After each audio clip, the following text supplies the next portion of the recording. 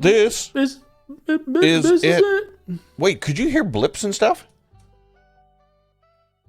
My computer's being dumb. Can you hear me? I heard that. Oh. Blips. Yeah, my computer's being dumb. It's dumb. Is that you? PCK. Yeah, it's probably me. What does that mean? I don't know. Everybody knows I'm on a dumb PC. This is a PC. I'm surrounded by Apple products, but then when we stream, I'm on a stupid PC. That divides the room a lot of the time because Boy, how you're the either a turns PC have person. tabled. Agreed, right? Yeah. And this PC is what we call in the industry stupid. So, Wow. no to that. I mean, that's the one you built. So, does that make Touche. Touche. I built it on stream with the help of okay, enough, Kenneth. No, that's not the case. I just switched to a MacBook for work, and it's honestly the best thing I've ever done, I think. Why am I sensing sarcasm from you? No? No, other than some silly quirks, I'm loving it. It's really good. Just makes sense. You're lying. Oh, you're burying it hard here. No, that's it. That's all I got. You actually do like it. Makes sense. Perfect. Yeah. Good. Okay. I so far the thing I like the best is that I was really sick starting like last Thursday. Yep. So on Friday I worked on the couch. It's like the first laptop I've ever had where it actually is not bad to work on my lap. It's like the touchpad is like designed for laptopping. Dear Stephen Job, good job on creating a laptop that works well on my lap. Good job. Steven is laptop. He knows what's up. He steves it up real good. He kind of does. Shame about the getting cancer and not treating it properly. Shame about that. I don't know those circumstances, and yikes. Yeah, but nonetheless, good. No, he tried to treat his like cancer with like holistic medicine and stuff. Did he? Yeah. He was like, I got pancreatic cancer. I'm only gonna eat fruit for the rest. Well, that's just good advice to begin with. I'm just making this up. Okay. No, I've only heard anecdotally. Brutal. Yeah. And Anakin Skywalkery. I don't know what you just. Yeah. I feel like there's somebody 11 herbs and spices. CKSS. They get too hot. Okay. Well, so we determined PCs are not the best. PCs are garbage, and Macs are good. But this entire thing is brought to you on a PC. So sorry, guys. Wow. Well. Yeah. Okay. Well, I hate to say it, but I feel like we need to cut to the chase a kind of bit. Oh my God, I'm a mess today. I'm just exhausted. So. Wow. Sorry. PC is the battle queen. Well, I have to say, okay, so I wanted to do something. I had an idea for something really special this stream. Yeah. But I got kind of caught off guard. Oh no. I got caught off guard by it. Okay. I was like, man, it'd be so cool if we could get like someone actually famous to do the script read. I was like, what's Sean Astin up to? Oh, you should just text him. I looked up his, I was like, perfect idea. Mm-hmm. I'll get Sean Astin to do the intro via Cameo. Cameo! Yeah? But it's like $500. Oh, boo! I was like taken aback by how much he charges. Yeah. I was like, holy crap. Yeah. I even had like typed it out where I was like, hey. Can't we get ChatGPT just to do it in the style of Sean Astin? Hold on one second. Let's do this. ChatGPT. And then we're going to start her up here. Does it do like, what's it called? Like audio? In the style of. Yep. No, it doesn't do audio, but I can do it in the style of. Hold on a second. Well, I don't care about what Sean Astin would say this be text. Right. A copy. No, right. An intro. Here we go. Right. An intro to a podcast, for lack of a better term, where the people read the script from Goonies. Right. An intro in the style of Sean Astin. This may not go anywhere. To a podcast where people read the script from Goonies. Here we go. Don't read it yet. I got an idea. Let me see what it says. Don't read it. Don't read it. I'll tell you when to read it out. Just a sec. Okay. Hold on. I'm not looking. It wrote a whole bunch of stuff, so we're going to see right now what it says. We got the late Mr. Meatloaf to send a birthday greeting to a friend of ours. Really? Oh, wow. Oh, that'd be so awesome. Meatloaf? That would be good. Yeah. That's a great idea. I don't know. Is there any bad ideas when it comes to Cameo? I don't know. You don't want me to read this out loud? Just a sec. I'm not ready. Wait, what? Oh, my God.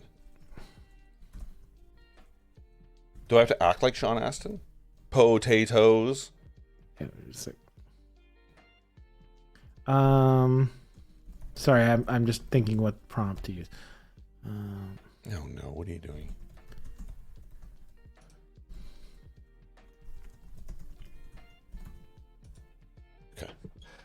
Okay, it's generating. Samwise has a lot to do. He's a busy hobbit. I don't know if he's a busy hobbit. He's hanging out with everybody. Like all the hobbits. Did Samwise get to go to the fan expos? The fan expos? Oh yeah, they went to fan expo. Yeah. Oh man. It was How do you spell? He did it for free because he missed the deadline and felt guilty. Oh my God, that was good. Meatloaf. Okay. While you're doing that, hey everybody. This is Danny. I'm PJ. We're the Retrologists. Wow. We do live streams for Fan Expo as well as many other conventions and such. And we're just here to hang out and do cool stuff with cool people. So in a moment, if you haven't figured it out by the title that's somewhere near the bottom or why you're here, we're doing a live script reading of the movie classic. Hey, Darkstar. Goonies. I can see everybody down at the bottom. Has anybody not watched the movie Goonies? Is there anybody that's never seen it? Candace has never seen Goonies? Yeah. Okay, we have a lot to unpack. Now I have to admit, Goonies does not hold the special place in my heart that you do. Like it's a good film. Wait, I hold a special place in your heart? Oh, thank you. Well, yeah. Okay, here we go. Okay. Okay, what? I asked. You asked? Oh my God. Scream here to see your screen. So, what? So we've got everybody in the waiting rings. I'm such a mess today. I gotta drink more water. Waiting wings. The wing. And we're gonna bring them in a moment. Damn, I had to like. And they don't know, by the way, Danny. Most of them, if not all of them, don't know who they're reading as. Oh, good. Right? Yeah, good. Who's that? Who's that? I've typed in if Sean Astin was a Twitch stream. Okay, so that's I Indawi? Yeah, now I see you did Indawi. Nice. Okay. That totally looks like Sean Astin being a podcaster. Okay, here we go. Rudy from the movie Rudy reading an intro on a podcast. This is really good. Is that how you say Rudy? Yeah, it's Rudy. It's going to take forever, and then I got to read this thing. Rudy from the movie Rudy? Yes. Oh, that's funny. Rudy from the movie Rudy, yeah. Yeah, there you go. Okay, I think we're good. Ready? You want to make the full screen that. Here we go. There we go. Yep. This is how we're going to start it. I'm going to do my best Sean Astin impression. Here we go. Hey there, folks. This is Sean Astin, a.k.a. Mikey from the Goonies, and I'm so excited to be introducing this podcast to you all. Today, we're going to take a trip down memory lane and revisit one of the greatest adventure stories of all time, The Goonies. In this podcast, you'll hear a group of talented people reading the script from the original movie. It's going to be like reliving the magic all over again. From the pirate treasure hunt to the thrilling chase scenes, you'll get to experience it all through the voices of some amazing actors. The Goonies is a timeless classic that has captured the hearts of generations of fans. It's a story about friendship, bravery, and the power of never giving up. So get ready to join me and the rest of the Goonies on this epic journey once again. It's going to be a blast. That was it. Wow. That was good. That was really good. Is that pretty good? How do I stop sharing? There we go. Let me make that go away. Oh, thank you so much. That was really good. Thank you, Sean. Okay. That's great. Okay, so I'm going to bring in everybody right now because we got a limited time here. Okay, we got time. We got time. We got no time. we got lots of pages to go through, and there's lots of narration in this. So I'm narrating, and I want to bring in everybody and tell them what their role is going to be. Are you ready? I'm ready. Let's bring in Cam first. Cam, you are reading as Chunk. Nice. You are Chunk. Decent. Cool. Good times. Truffle Cam? shuffle away. Well, when it gets to that part, we're all going to have to do the truffle shuffle, like I was saying. Collaboration, It's going to be Perfect. fun. That's great. Give us 30 seconds. Who are you? What do you do? My name's Cam Woodman. I'm the co-creator of Dad Bod Dale, which is a short comedy that just came out today on YouTube. So if you go at Dad Bod Dale, you can check it out. It's up there for free. It actually won People's Choice at the OSIF Screen Awards in February. So yeah, it's something I'm really proud of doing. I act, I write, voiceover artist, the shebang, Nice. So happy to be here doing this. Which is good. Thanks for joining us today. Yeah. I did a table read with Cam on was that Monday night? I feel like it was Monday or Tuesday night. Tuesday night. One of those, yeah. For a script, and got to know Cam quite well. He is a hilarious fella, so I'm looking forward to tonight. Shucks. You're what they call in the industry a cool guy. Here we go. I like being cool guy. Love it. We'll put your stuff in our Discord as well because we want to Awesome. make people aware of all the fun stuff that you're doing right now. Especially Nice. considering you launched that video or that the video today. So that's Appreciate awesome. it. Thank you for being a part of today, Nice. given the circumstances of that. So thank Yeah, you. no worries. Thank you. Yeah, awesome. Thank you. Let's bring in. She's boring as hell. Queen, why don't I bring you in? Queen, you are going to be reading as. Who the hell do I have you reading as? Lily? I have you reading as Mouth. Yeah. And Francis. Mouth and Francis. Here we go. Queen. Is that cool? What? Yeah, you're going to be Mouth. Oh my god! Oh my goodness. Oh, hey. Hey, Queen, who are you? What do you do? I'm shooketh right now. I was not prepared. I had an entirely different idea. I'm honored. I'm honored. Hi, sure. I'm Queen, also known as Lily. I am part mom, part nerd, and all weird. And I help run the Pentacon, which is Penticton's Pop Culture Festival. Cam, we need to say hello, and I need to pick your brain and Nice. see you. Yes, Definitely. please come and hang out with us and be Yeah. awesome. Rad. And I'm a big fan of Retrologists. Thank you. We're a big fan of you. You are a Penticton Retrologist. Comic Con's always You're fun. part of the team. You're part Also, of it. I know PJ knows I'm not allowed to. I have a contract I signed that I'm not allowed to. I have an NDA, but there's some really cool stuff happening this year too. So. Wow. Well, you Big things coming. you sound like every indie band out No, there. see, I we told got big stuff PJ happening. before I signed the contract that Working on says you're some not things. allowed to announce this is happening until Yeah. you tell us, and I'm like, oh, That's right. PJ doesn't count. No, I'm part of the team, so it's totally good. Okay, well, you're not a villain this week for this Not stream. this week. Normally I've you're a broken my villain. villain streak. Yeah, I decided to not make you the villain. There's one of these people here is going to be the villain, and I'm super stoked to Please say tell it's them, Andrew. to tell them Just about play it. the mom. Nope. I'm going to bring in Canis right now. Canis, Yes. Canis has been a part of all of our fun stuff recently. She's awesome. Canis, you're going to be Andy, and who else do I have you? Jake. So one of the other bad boys. Andy and Jake. Andy and Jake. If you got to write this down next to you guys, go for it. I'm Andy. gonna put it in my little. I got it in the Trello, but here we go. Canis, you're coming in. Canis? Oh, unmute yourself. I'm doing it. Hi. Classic Zoom. Classic. Nice. Yeah. What? So I actually don't know who either of those characters are. So I this will love be great. it. Am I a villain? What So- am I? I tried to make one person a villain and one person a main if I could. And so Francis Jake is one of the bad brothers, one of the bad Boy. boy. He's the tall brother, right? I think It's a so. tall bad boy. Okay. Yeah. I have to admit, I don't know their names very well. But you're going to know right from the lines, though. Wow. That, and then you're also There's Simon and Andy. Jake. Andy is one of the comic relief, I guess. She's one of the duo girls that bounce off each other Cool. comedically. I don't know what I'm talking about. You know what I mean. Andy's the girl. She's the main character girl. That's right. The one that everyone wants to like get with.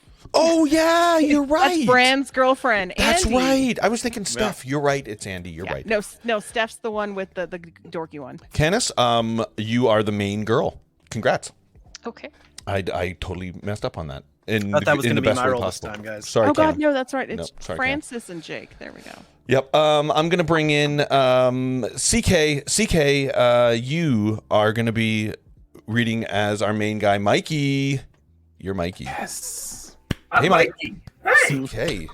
how's it going? Nice. Awesome. Who are you? What do you do? Oh, I didn't do that with Candace. I'm sorry. Who are you? What do you do? Do you want to go back to Candace? Candace, who are you? What do you do? Oh, shoot. I was actually like, yes, he skipped me. No, Okay, it's fine. ignore then. No, Ignore. it's okay. Next. I'm a technical writer. I work in software. I like it's totally not fun, exciting at all. But this is really fun and exciting. I'm glad to be here. And I guess if I had something exciting recently to plug, it would be that I just did a mini game jam over the did. weekend. Yeah, I made a video game with my friends Awesome. in 72 hours. So that was super cool. So if you like platformers that are full of bugs, but you want to see all the art that I did, you could probably check it out in the Discord. So You need to. I need to see this. Super Yeah. cool. It is in Discord. I tried to put it up on my phone, and I have to admit, I was mobile. It didn't work on my phone. it does very not well. work on mobile. Which is super cool. And then when I got home, I totally forgot to do it. So you've reminded me. I'm 100% going to play it. So thank Sounds you. good. I like how you started with, "Oh, I'm boring," but oh, by the way, I just made a game over the weekend. Yeah, Yeah. like Just it's casually. like a huge Yeah, like, game and oh. a flex. and, Candace is look like at the that. muscles. Candace does that. That's right. She does. CK, who are you? What do you do? I am a math teacher, at which point in time either half the audience loves me or half the audience is afraid of me. Yeah. And I'm actually coming to you from my office at work tonight. Because it seemed easier than setting up at home and bouncing You have around. Thor's hammer in your classroom. Yeah, he's a big I have nerd too. Mjolnir here in my office. I also have a Klingon battle cruiser up there. Okay. Nice. It's a model rocket. I've never flown it because I don't want to destroy it, but You don't want Spend a lot to of pull hours. a SpaceX. Oh, yikes. That's You a don't want to whole have a conversation. rapidly a rapidly unplanned a rapid, unscheduled disassembly. Disassembly. Yeah. Oh, my Save God. that all day. Okay, CK. And side note, CK and I were in a couple bands together back in the day. We did a Queen tribute together. He was Freddie Mercury, and we also played a band called A Sheep at the Wheel, which to this day is still one of my favorite bands I ever played in. So Great name. awesome, right? Yeah. Okay, you're cool. I'm gonna bring in. Oh, who do I bring in here? Between these two, who do I bring in? The one on the left. Yeah. Okay. Love Perfect. that. So, There you go. Catherine, I'm bringing you in. Oh, by the way, CK. Yeah, you're Mikey. Good. Yeah, you're Mikey. I'm like, Mikey likes it. Catherine, I have you reading as. Oh, this is gonna be good. Hold on, Catherine. I have you reading as Mama Fratelli. Oh yeah, you're the Yeah, that's a villain, good- and I think that might be it. Oh no, and Troy. I've got you down as Troy as well. So here we go, Catherine. Come on in, Catherine. Hello. Nice. Unmute. Sorry. Yeah. Thank you. That Catherine. Yes. Love it. She's a bit of a celebrity here. I love it. So Is there Catherine. a Catherine you were hoping it wasn't going to be? Oh no. You No, I love this Catherine. We I have know, Matthew I know. Walls, see? Yeah. Yeah. You're gonna be the main villain. I'm sorry. There's less lines, no, that's but you are probably one of the most important people, and it's gonna be super fun. Cool. All right. I'll try not to screw this up. I'm good. There's no way. Everybody There's no knows here. way. There's zero way that you can screw up anything. Nobody can screw up anything here. As a matter of fact, it's encouraged to not use the normal voices or anything. So it's gonna be. Is this Whatever a you bad wanna time do. to say I never learned to read? Like, Yes. It'd be the worst time. I'm just gonna guess. Catherine, tell us a bit about what you do. Because Because you do some cool social media stuff. Yeah. Yeah, I'm an instructor at Reeves College. I teach the social media and web marketing course there. And most of the time, I'm just following Andrew around like a lost puppy and just doing everything he does. No. But he keeps me busy. Here, you are separated. You are not on the hip of him at all. You are an independent, awesome person here. So, Thank you. absolutely. Okay. Well, then let's bring in your other half. I'm not saying better half. Other half. Andrew, so you caught who you're reading as. Mama Fratelli and who else did I say? Troy. Troy. You got it. Andrew Buckley, I'm going to bring you in. You're reading as Data. Yay! You're going to be Data. Cool? Is that because I'm Asian? Yes, 100%. The reason why I did that was for that exact reason, is that you had me reading as an Asian for your script. And You know what? That's fair. I thought this was a fair trade. So perfect. You're reading Okay, as... Yeah? Sorry. No, I had a comment about his man bun, and never mind.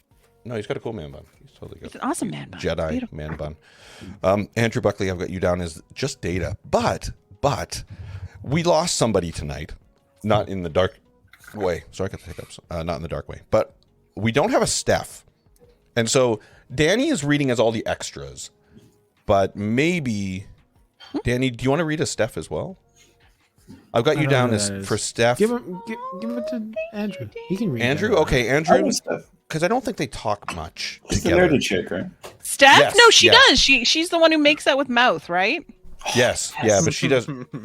Yeah. She doesn't really talk to Data much, I guess. But No, she just No. complains a lot.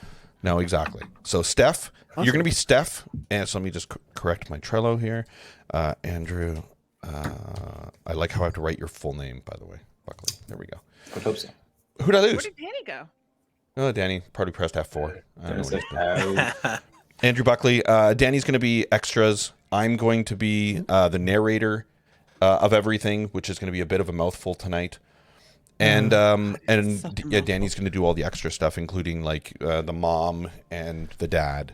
And he's also Danny. Can we hear your best sloth? Go for it. No, absolutely not. Oh, not yet. We gotta save that for later. save that Nuts. energy. Okay. Are we gonna do the who's Andrew?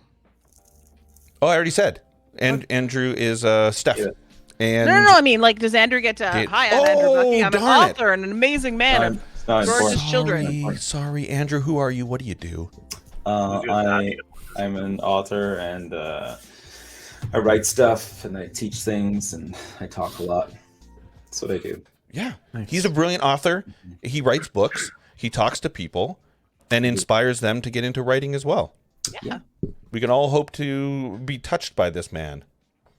I'll be happy to come and take Thanks, everybody. Thanks. Yeah. I have so many questions. Not falling for that one My again. favorite line in School of Rock. Oh, yeah. Your kids, I've I'm touched your pretty children. Touch your kids. Your kids And they have touched touched me I'm too. pretty sure I've touched them too. Oh, I love it. I'm so happy they're making a second one, but so nervous. What? Yeah. They're Are they making really? a second school. Yeah, they are. Dumb question. So you said I was Mouth and Francis, right? That is correct. So I just put them on my name, but then that means Yeah. that Catherine is my mother when I'm Francis, and Canis is my brother, right? Yes. Okay, good. What?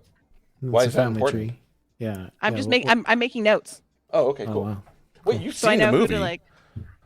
No, I'm just making notes for people who have never seen the movie, and Canis has never seen the movie. So- Right. Yeah, well, maybe this inspires her to watch the movie. Has anybody in chat not seen this, I guess? Oh, well. We'll find out in a second. I haven't watched it in so long. I can't really remember. I tried introducing it to my kids, but the language, I was like, this is not appropriate. Oh, Goodness. that's Try watching American Pie. That is No, brutal no. right I'm now. not watching that. That's Good like- Lord. We're done.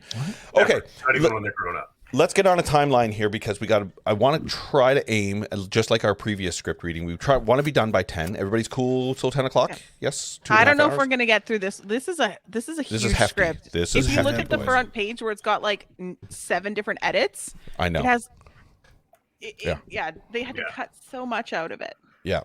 So I think I'm just going to I'm going to, as a narrator, you're going to notice that I'm going to be skipping sections or condensing narrations. And I'm going to be going pretty quick. And when it feels right to say your line, go for it. If we're stepping over each other's toes a bit tonight, I think that's kind of cool. That's fine. I'm kind of averaging a minute or so per page, which is kind of cool, I think. And we'll see how things sit. If you guys want to use a different voice, you can. If you have to leave and go away and leave entirely, feel free to do that. If you want to leave and come back, you can do that. Make sure you're liquid up. Liquid up? Does that make sense? Liquid You it liquid up. That's pee. Liquid it up. No, you liquid in and then pee out. Oh, nice. Okay, cool. Wait, is that true? Yeah, that's true. Good. I didn't know if I'd have to Google that. If there's errors in the text, shall we read them or shall we correct them? Well, so what we've learned over all of these script reading is that this is usually pre-edit from the film, right? Mm-hmm. So there's a lot of cut scenes in things, which we've learned a lot from, like reading this and now comparing to the movie, that they've cut out a lot of things. So there might be a lot of things in this that we don't recognize, and there's something kind of magical about that, and it kind of states the point of what we're doing here right now is celebrating all the ins and outs of the film as well, right? There's some big differences in the first 5 pages versus the movie. It's pretty intense. Totally right. Yeah, exactly. So I'm contemplating starting a little bit later, like even on, where is it? No, you know what? I'm just going to cut through it all. No, we got to hear CK do the Mikey voiceover for the beginning. I just want to hear that because it was never in the movie, I don't think. Yeah, you're right. Okay. So let's start at the beginning. Is everybody ready? Sure. There's a typo in that section. So am I reading the typo or am I reading it what it should be? Oh, dude, I'm excited to see what type of choice you make in the moment. Yeah. Okay. Roll a dice. I'm sticking with typos, I think. I like it. Everybody's liquid it up. We're going to start roll for that? 7:33. Oh my goodness, what's going on here? Got angry. Hold on. Sorry. And we're going to do this. I'm going to do this.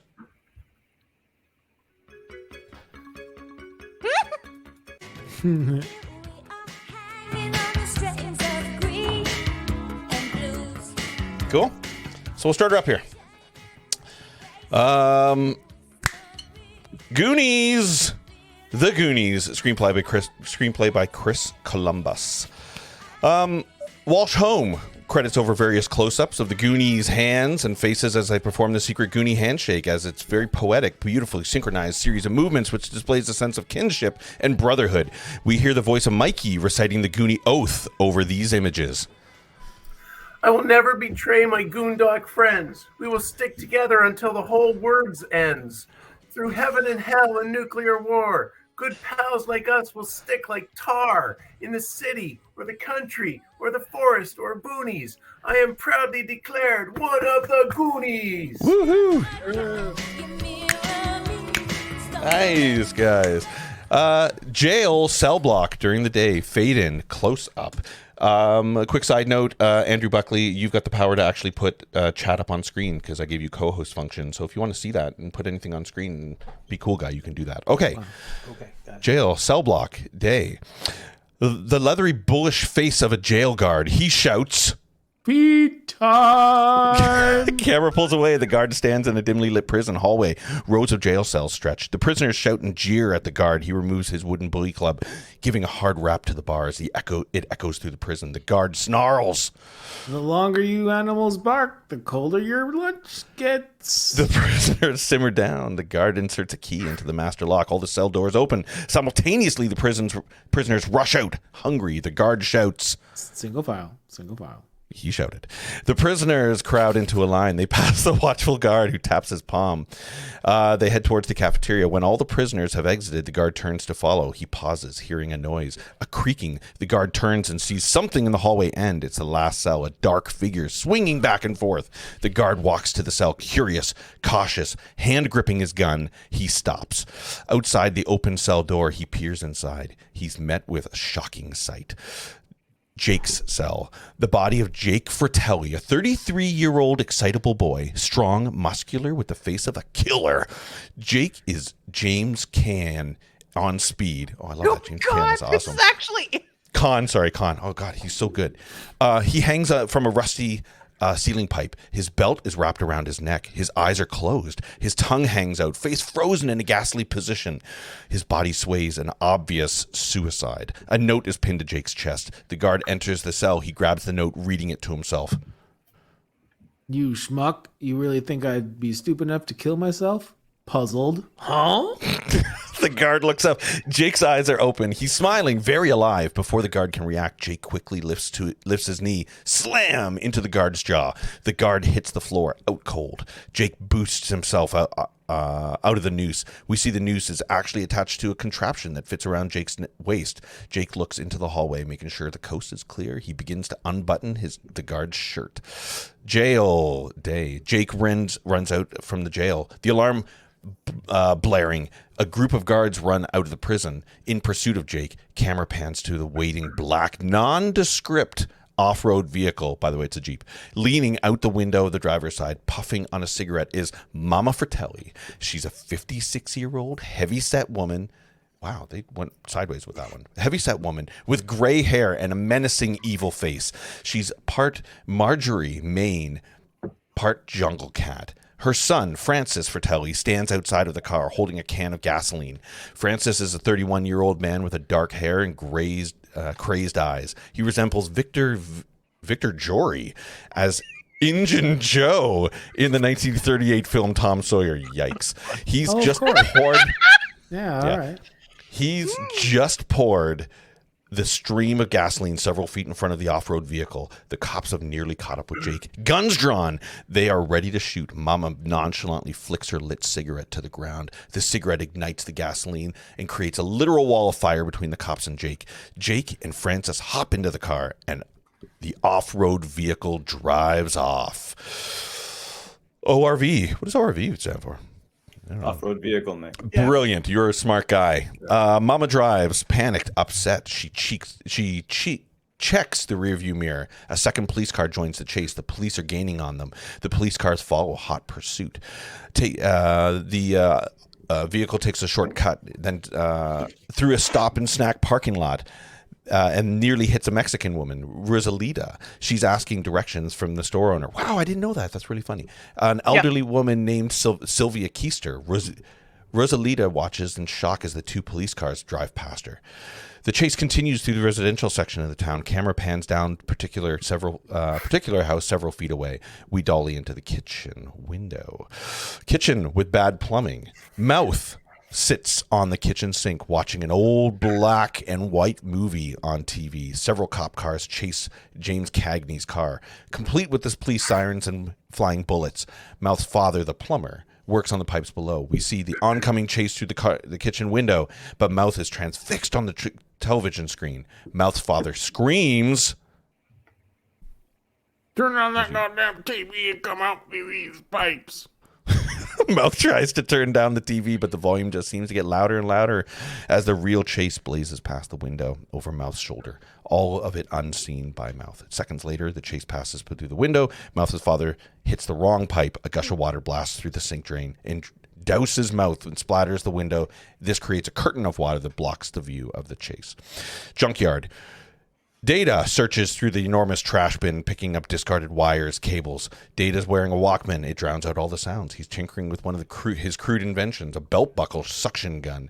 He decides to test his invention. He steps away from the trash bin and presses the button on the belt that reads out.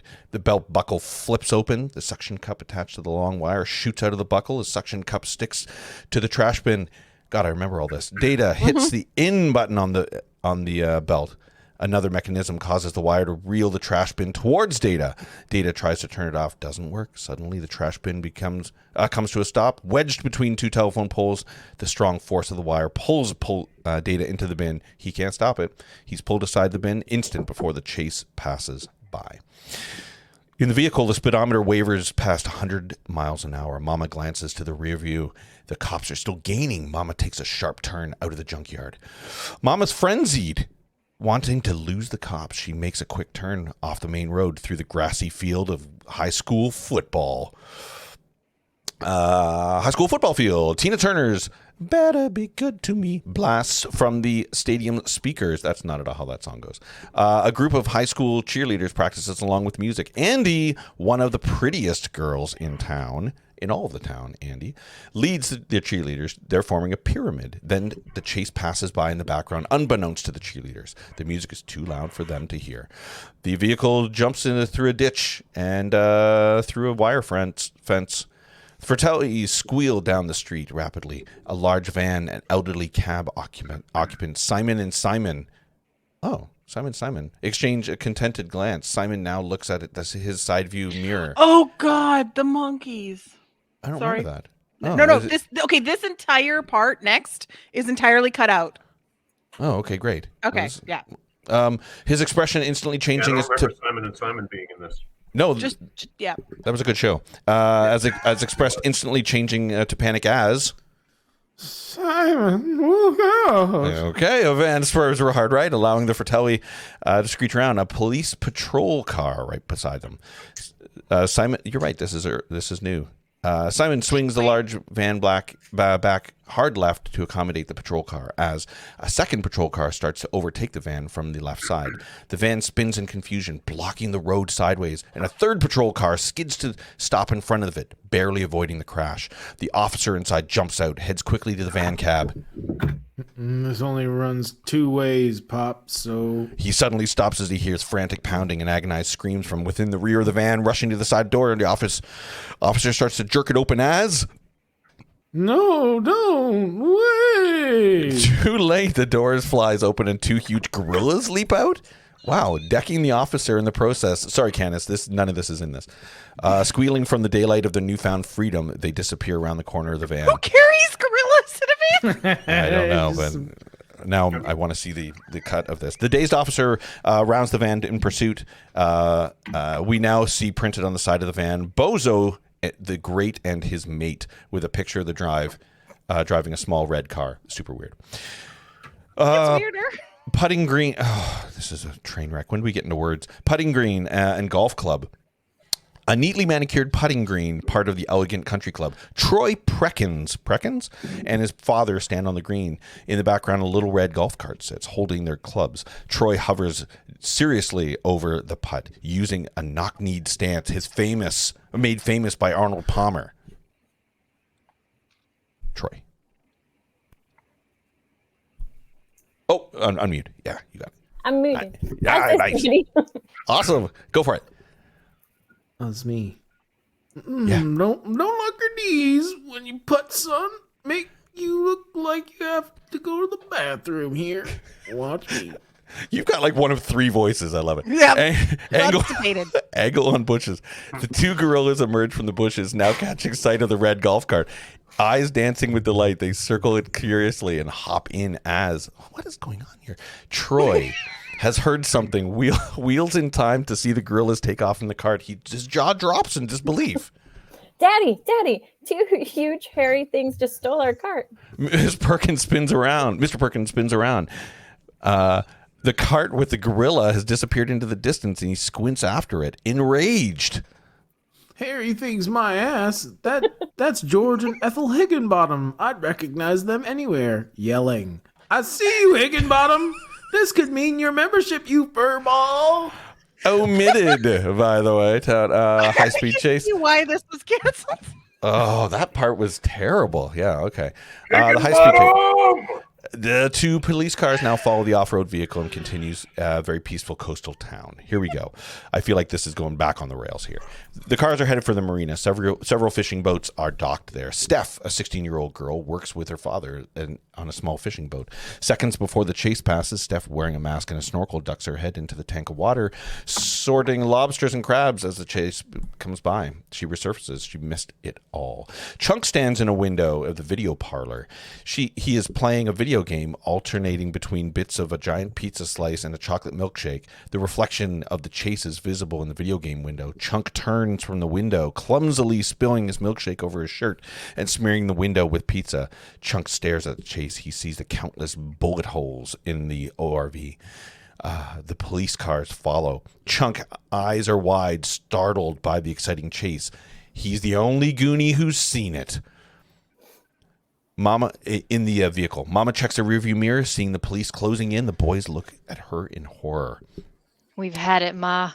But Mama has not lost her confidence. There is a certain gleam in her eyes as if she knows something. She turns to her sons. Duck down, boys. The boys obey Mama. Mama reaches below the seat and removes a helmet. She puts the helmet over her head and pulls down the dark face visor. In the vehicle makes a sudden turn, and police try to follow. Mama turns into town Main Street, where the crowd of people have gathered to view the Cauldron Point race. The race starting point, 40 nondescript off-road vehicles line up at the starting line. All of the drivers wear helmets, their dark visors pulled down. The vehicle drives up to the starting line and joins the race. The starting flag is waved. The race begins. The police cars are at the starting line. The policemen get out, guns raised, ready to shoot, but at countless vehicles, the policemen can only stare in confusion. The vehicle is lost in the crowd of similar vehicles. Her face is hidden in the crowd of similar faces. The race disappears over the hill. Ridden with bullet holes, the vehicle turns away from the race, taking an alternate route. Mama removes her helmet. And the boys are laughing. They've lost the cops. They are free. Street by the Walsh house. Camera stays on the vehicle as it cruises through the Goondocks, a small village located in and around the docks, made up of homes and small shops. Several fishermen and blue-collar workers live there. As the vehicle drives out of town, the camera pans to... Now let the movie begin. The Walsh home. And now we can begin. Now we can begin. That whole intro is brilliant, by the way. I love it. Does character development of everything so nicely. The Walsh home, a 3-story, true, a 3-story house, simple, plain. The house is the home is a slightly better condition than the others in the Goondocks. Camera dollies into the home, pictures window. A 13-year-old boy stares out the window. Mikey Walsh. He has obviously just missed the chase. He gives an angry, bored shrug.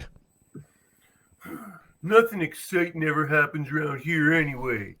Walsh home. Mikey's a 13-year-old hypochondriac. Cute. A wiry, skinny body. Short for his age. Braces. Shaggy brown hair. A Bruce Springsteen concert t-shirt. Faded Levi's. Velcro sneakers. Mikey's at the awkward stage of adolescence. His entire body is going through a change. Mikey gives himself a shot of Prometine mist, angrily staring out the window. Who needs the Goondocks? Who needs this house? I can't wait to get out of here. Really? Oh yeah. Mikey turns out from the window. His brother Brand hangs upside down from the chinning bar. In the background, he is attached to the bar by some metal anklets. He's a jock. He's muscular. He's handsome. We get it. His eyes are deep blue. He becomes Thanos. His eyes dirty blonde. He wears gym shorts and a half t-shirt over his tanned body. Mikey gives an honest sigh, letting his true feelings through. No, I was just trying to make myself feel better. Trying to dilute myself. Or dilate myself. Dictate? Delude yourself. Yeah. I know how you feel, wimp. I sure am going to miss this place. Camera follows Mikey through the house. We're in the recreation room of the Walsh home. Cluttered, middle class, Sears and Roebuck furniture. Mikey sits on the sofa. He opens a Mad magazine. He stares out at the Al Jaffe fold-in. Mikey sits trying to figure out how to fold in. He repeats the answer to himself. Then he folds the magazine together. He's guessed the correct answer. He tosses the magazine on the floor. Mikey stares depressed. Mouth. Clark Mouth Devereaux enters. Mouth is a group prankster, a clown, 15-year-old little old Rich Little, tall, gawky, curly, unkempt hair, a homely kid. He wears a blue plumber's t-shirt, jeans, and sneakers. Across his back, bright yellow letters spelling out Devereaux's Plumbing. His shirt's still soaking wet from the earlier plumbing fiasco. A wrench, screwdriver, and other plumbing tools poke out of his back pocket. Mouth is a perpetual smirk on his face, the devilish gleam in his eye. He looks around the room, noticing the feelings of depression in the air. Mouth tries to liven things up. What? What's this? Finkelstein's funeral parlor? Look at you guys lying around like it was a nuclear Saturday. Come on, dudes. This is our last weekend together. The last Goonie weekend. We should be going out in style, cruising the coast, sniffing some lace, down in the brews. But no! You had to screw it up. You had to go and flunk your driving test. Brand reaches out to hit Mouth. Mouth jumps back, out of Brand's reach. They're interrupted by the sound of ringing gate bell. Mouth turns. Jerk alert! Mouth points to the sliding glass door. Lawrence Chunk is outside of the gate. He is ringing the bell. Chunk is 14-year-old's pudgy, clumsy. Chunk is a chronic liar. The king of fibs. He wears a light summer jacket, bright-colored Hawaiian shirt, large plaid Bermuda shorts, black knee socks, brand new sneakers. Chunk shouts to the guys. Oh, hey guys, you gotta let me in. I just saw the most amazing thing. First, you gotta do the truffle shuffle. It's obvious that Mouth won't let Chunk inside. Chunk sighs. He lifts up his shirt. Chunk exposes his soft, pudgy midsection. Here we go. The rock causes the chain of events that. He exposes his soft midsection. Chunk begins to twist and shake. His belly jiggles. Mouth is bent over with laughter. Mike is not amused. He runs to the window, glaring at Mouth. Let's see the Cam. Can you do the shuffle? Let's see it. Nice, that's good.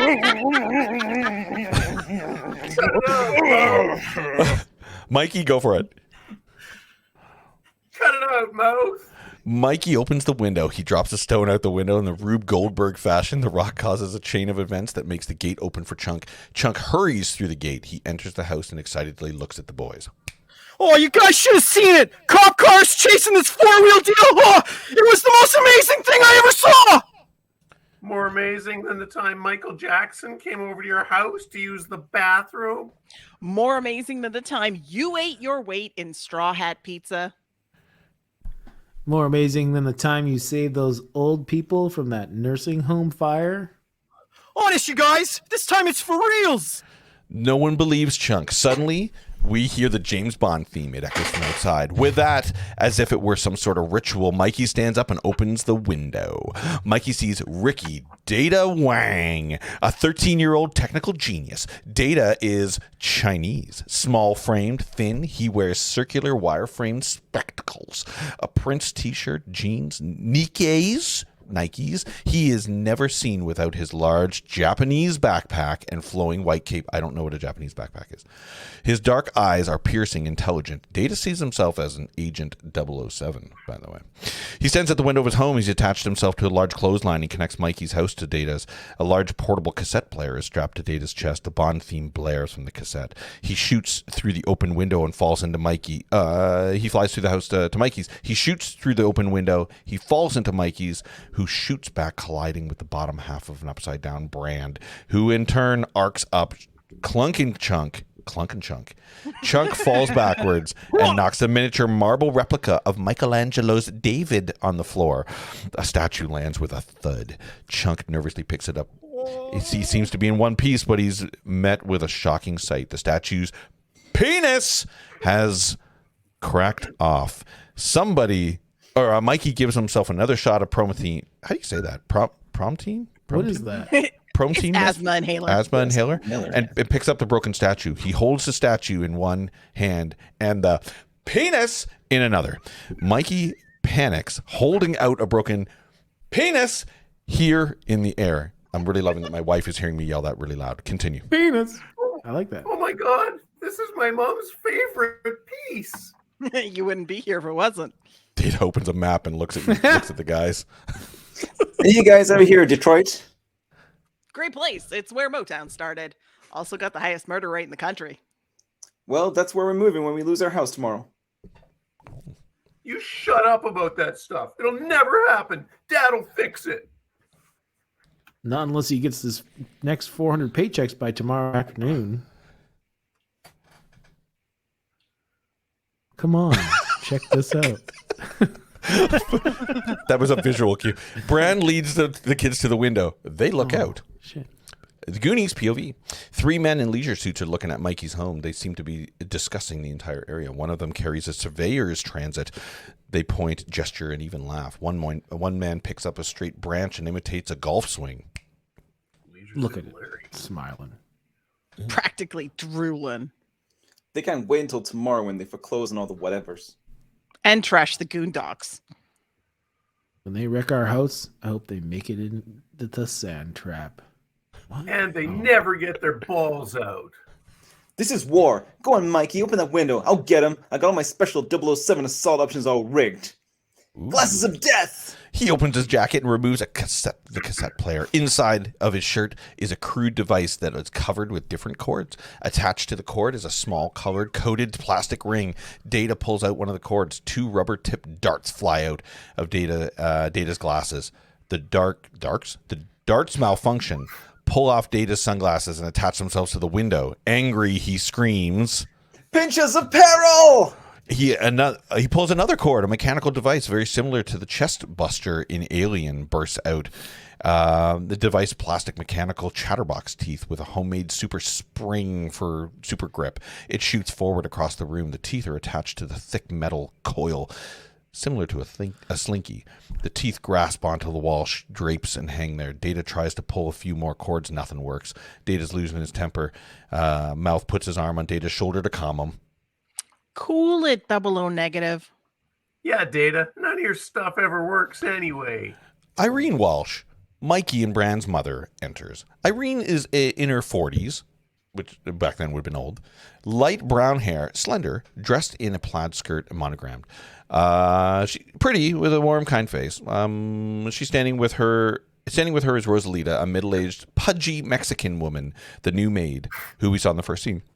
Mikey quickly passes the broken statue of David behind his back to Chunk. Chunk nervously covers the broken statue with his jacket. Irene looks at Mikey and Brand. Boys, this is Rosalita. Because of my accident with that spin dryer, Rosalita here to help with the packing. She's very calm. The boys wave. Rosalita smiles. Rosalita doesn't speak a word of English, and I was wondering if, well, I know you have taken some Spanish in school. I speak perfect Spanish, Mrs. Walsh. Mikey rolls his eyes to Data. Irene smiles at Mouth. That's wonderful, Clark. I need help explaining some things to Rosalita. If you would come with us. She sounds Spanish. Is the mom Spanish? She does. She sounds like the housekeeper from Family Guy. Yeah, what are you talking about? Mouth shoots to his feet. Yeah, hurrying to Irene's side. She turns to leave, pausing. She notices Brand hanging upside down. Brandon, dear, please be careful. Don't get an animalistic annualism. That's aneurysm, Ma. Yes, right. Aneurysm. Ugh, I didn't know Brand stood for Brandon. I don't know why I didn't connect that dot. Irene turns and exits with Mouth and Rosalita. Chunk catches his breath. He picks up the statue. A large hole surrounds the statue's groin. Chunk gives a hopeful look to Mikey. Think your mom's gonna notice? Master bedroom. Irene enters with Rosalita and Mouth. Irene walks to the set of dresser drawers and points to each drawer with Rosalita. Socks and underwear in the top drawer. Shirts and blouses in the second. Pants in the bottom. Always separate the clothes. Separate? Rosalita stares blankly. Irene turns to Mouth. Can you translate that? Mouth nods with an evil grin and points to the dresser drawers to Rosalita. Sorry. I love how this is Spanish English. The marijuana goes in the top drawer, the cocaine and speed in the second, heroin in the bottom. Always separate the drugs. Rosalita gives a second look. Irene smiles, thinking Mouth is translated perfectly. Camera stays behind the statue in the living room. The boys try to put the statue's penis back into place. Chunk performs a delicate task using Elmer's glue. Finished Chunk gives a hopeful look to the others. How's that? The boys break up with laughter. Brand slaps Chunk in the head. Camera circles to the front of the statue. Chunk has glued the penis on upside down. God didn't mean it to go that way. If he did, you all be pissing in your faces. That's a really funny line. Irene exits the master bedroom with Rosalita and Mouth. Irene points to the trapdoor in the ceiling. She looks at Rosalita. That's the attic. Mrs. Walsh doesn't like anybody up there. Never. Irene nods to Mouth. Turning to Rosalita, he begins his translation. Never go up there. It's filled with Mr. Walsh's sexual torture devices. Rosalita's face goes white with fear. Should we omit this? Is that the deal with this? The bathroom. Irene and Mouth enter horrified Rosalita. Supply closet. You know what? I am going to skip this. Hold on. No, you know what? Screw it. Let's go. She points inside in the supply closet. They didn't omit this from the movie. No, you're right. Yep. This is the supply closet. You'll find everything you need inside. Brooms, mops, insect spray, Lysol. She nods to Mouth. He looks at Rosalita. If you do a bad job, you'll be locked in here with the cockroaches. That's for right. 2 weeks without food and water. Recreation room. Irene, Mouth, and a nauseous Rosalita enter. The boys are gathered around the television playing marbles, feigning innocence. Thank you, Crack. That was so nice of you. Nice is my middle name, Mrs. Walsh. Irene spots the statue back in its original place. Leaf over the genitals. She sighs. Knowing that Chunk is responsible, she turns to Chunk. Lawrence. Indicates that she wants to go. Yeah. Chunk picks up the statue and gives it to her. Irene holds the statue. She removes the leaf. The penis begins to fall off the statue, slowly tilting, falling over. The glue stretches. That's really funny. Mikey sees this and takes a hit of the prometine mist. Rosalita is, of course, shocked and makes a sign of the cross. Irene gives a flustered nod. She turns to Brand. I just realized my window's down and somebody out there has been hearing me yell. I'm taking Rosalita to the grocery store. I'll be home in about an hour. Brandon, you stay inside with Mikey. If he's got asthma, he shouldn't be out in the rain. He should be in a plastic bubble. I'm serious, Brandon. He takes one step outside and you're dead meat. Brand gives a reluctant sigh. Irene and a frightened Rosalita exit. Brand leaps at Mikey, tackling him. You want a breathing problem? You got one. Brand holds Mikey. Mikey is wheezing, coughing. He struggles in the background. He finally pushes Mikey away. Mouth pondering something, looks at Mikey. Hey, what's your father going to do with all that stuff in the attic? He's going to give it back to the museum or to whoever they pick to be the new assistant curtain or Curly. Curator. That means it's all going to go to the rich people anyways. Let's go up and see if there's anything we can take for our parents. Everyone joins in with a, yeah, cool, let's do it. The kids run off screen. Yeah, Sunny D. Only Mikey stays behind protesting. Hey, guys, my dad's responsible for all that stuff. Don't wreck anything. I'll bet the museum's got a list of it all somewhere. Guys. Mikey follows off screen. Follows the guys off screen. Cut to attic. Dark, dusty. The attic is crowded with historical Cauldron Point museum pieces. 16th century. There's oil paintings, sculptures, costumes, whaling harpoons, pirate fishing memorabilia. A large skylight looms over the priceless collection. The oncoming rumbling of thunder can be heard. The boys enter through the trapdoor in the bottom. The others follow. Brand is first. The rest follow. Mikey is the last to climb inside. He sees the attic for the first time, shocked, amazed. All the boys stare wide-eyed at the room full of items. I can't believe something this cool is in your house. Yeah, we only keep old Christmas decorations in our attic. Thunder crack. Flash of lightning. There's a thunder crack, by the way. A flash of lightning from the skylight. Mosaic rain pattern slowly dances across the Goonies. Okay, you guys saw it. Now let's get out of here. What's the matter? Scared again? Yeah, just like you in the elevator. Brand's eyes burn. He grabs Mikey in another headlock. You shut up about that elevator, you understand? Huh? Mikey forces a nod, wheezing. Brand releases his grip. Mikey lies on the floor, catching his breath. Can we go now? It's dusty up here, and my hay fever's acting up. Brand leads Mikey and the others to the on a trek through the attic. Mikey follows. Suddenly, a high-pitched voice interrupts. Mikey! Oh, Mikey, you're such a cute little boy. Come and kiss me. The boys turn around in the direction of the voice. It echoes from behind the tattered oil painting of the naked woman and pirate captain. A tongue juts out of the tear of the woman's mouth. Lasciviously? Lasciviously? Licking its lips. That's a good word. Oh my God, I'm going to throw that into conversation tomorrow. Mikey stares shocked. Brand and Data share a chuckle. Suddenly, a finger pops out of each woman's nipples. The fingers twist and turn, creating a bizarre image. Mouth calls out again, imitating the woman. Come here, Mikey. Make me feel like a woman. Stop being so perverted, Mouth. You're wrecking the painting. Mouth's head pops up from behind the painting. Easy, dude. It was already trashed. The kids continue walking through the attic. They investigate the various items.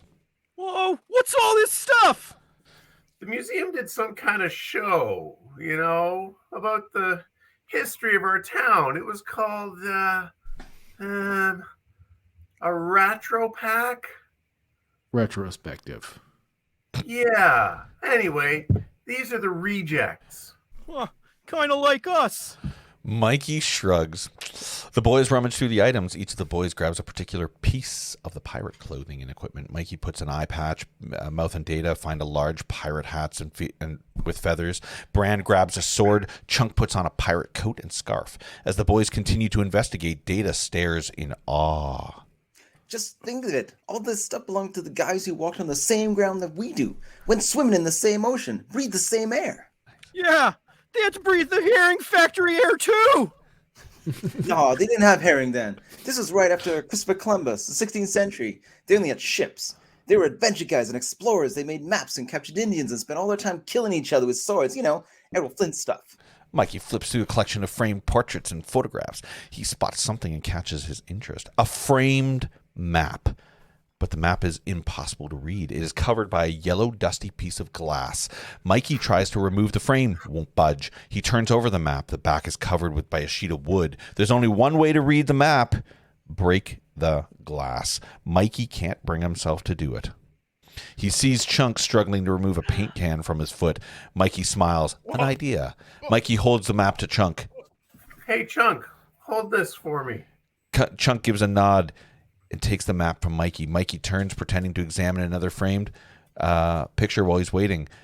Within a matter of seconds, Chunk loses his balance and drops the map. It hits the floor. Glass covering shatters into a million pieces. Mikey picks up the map.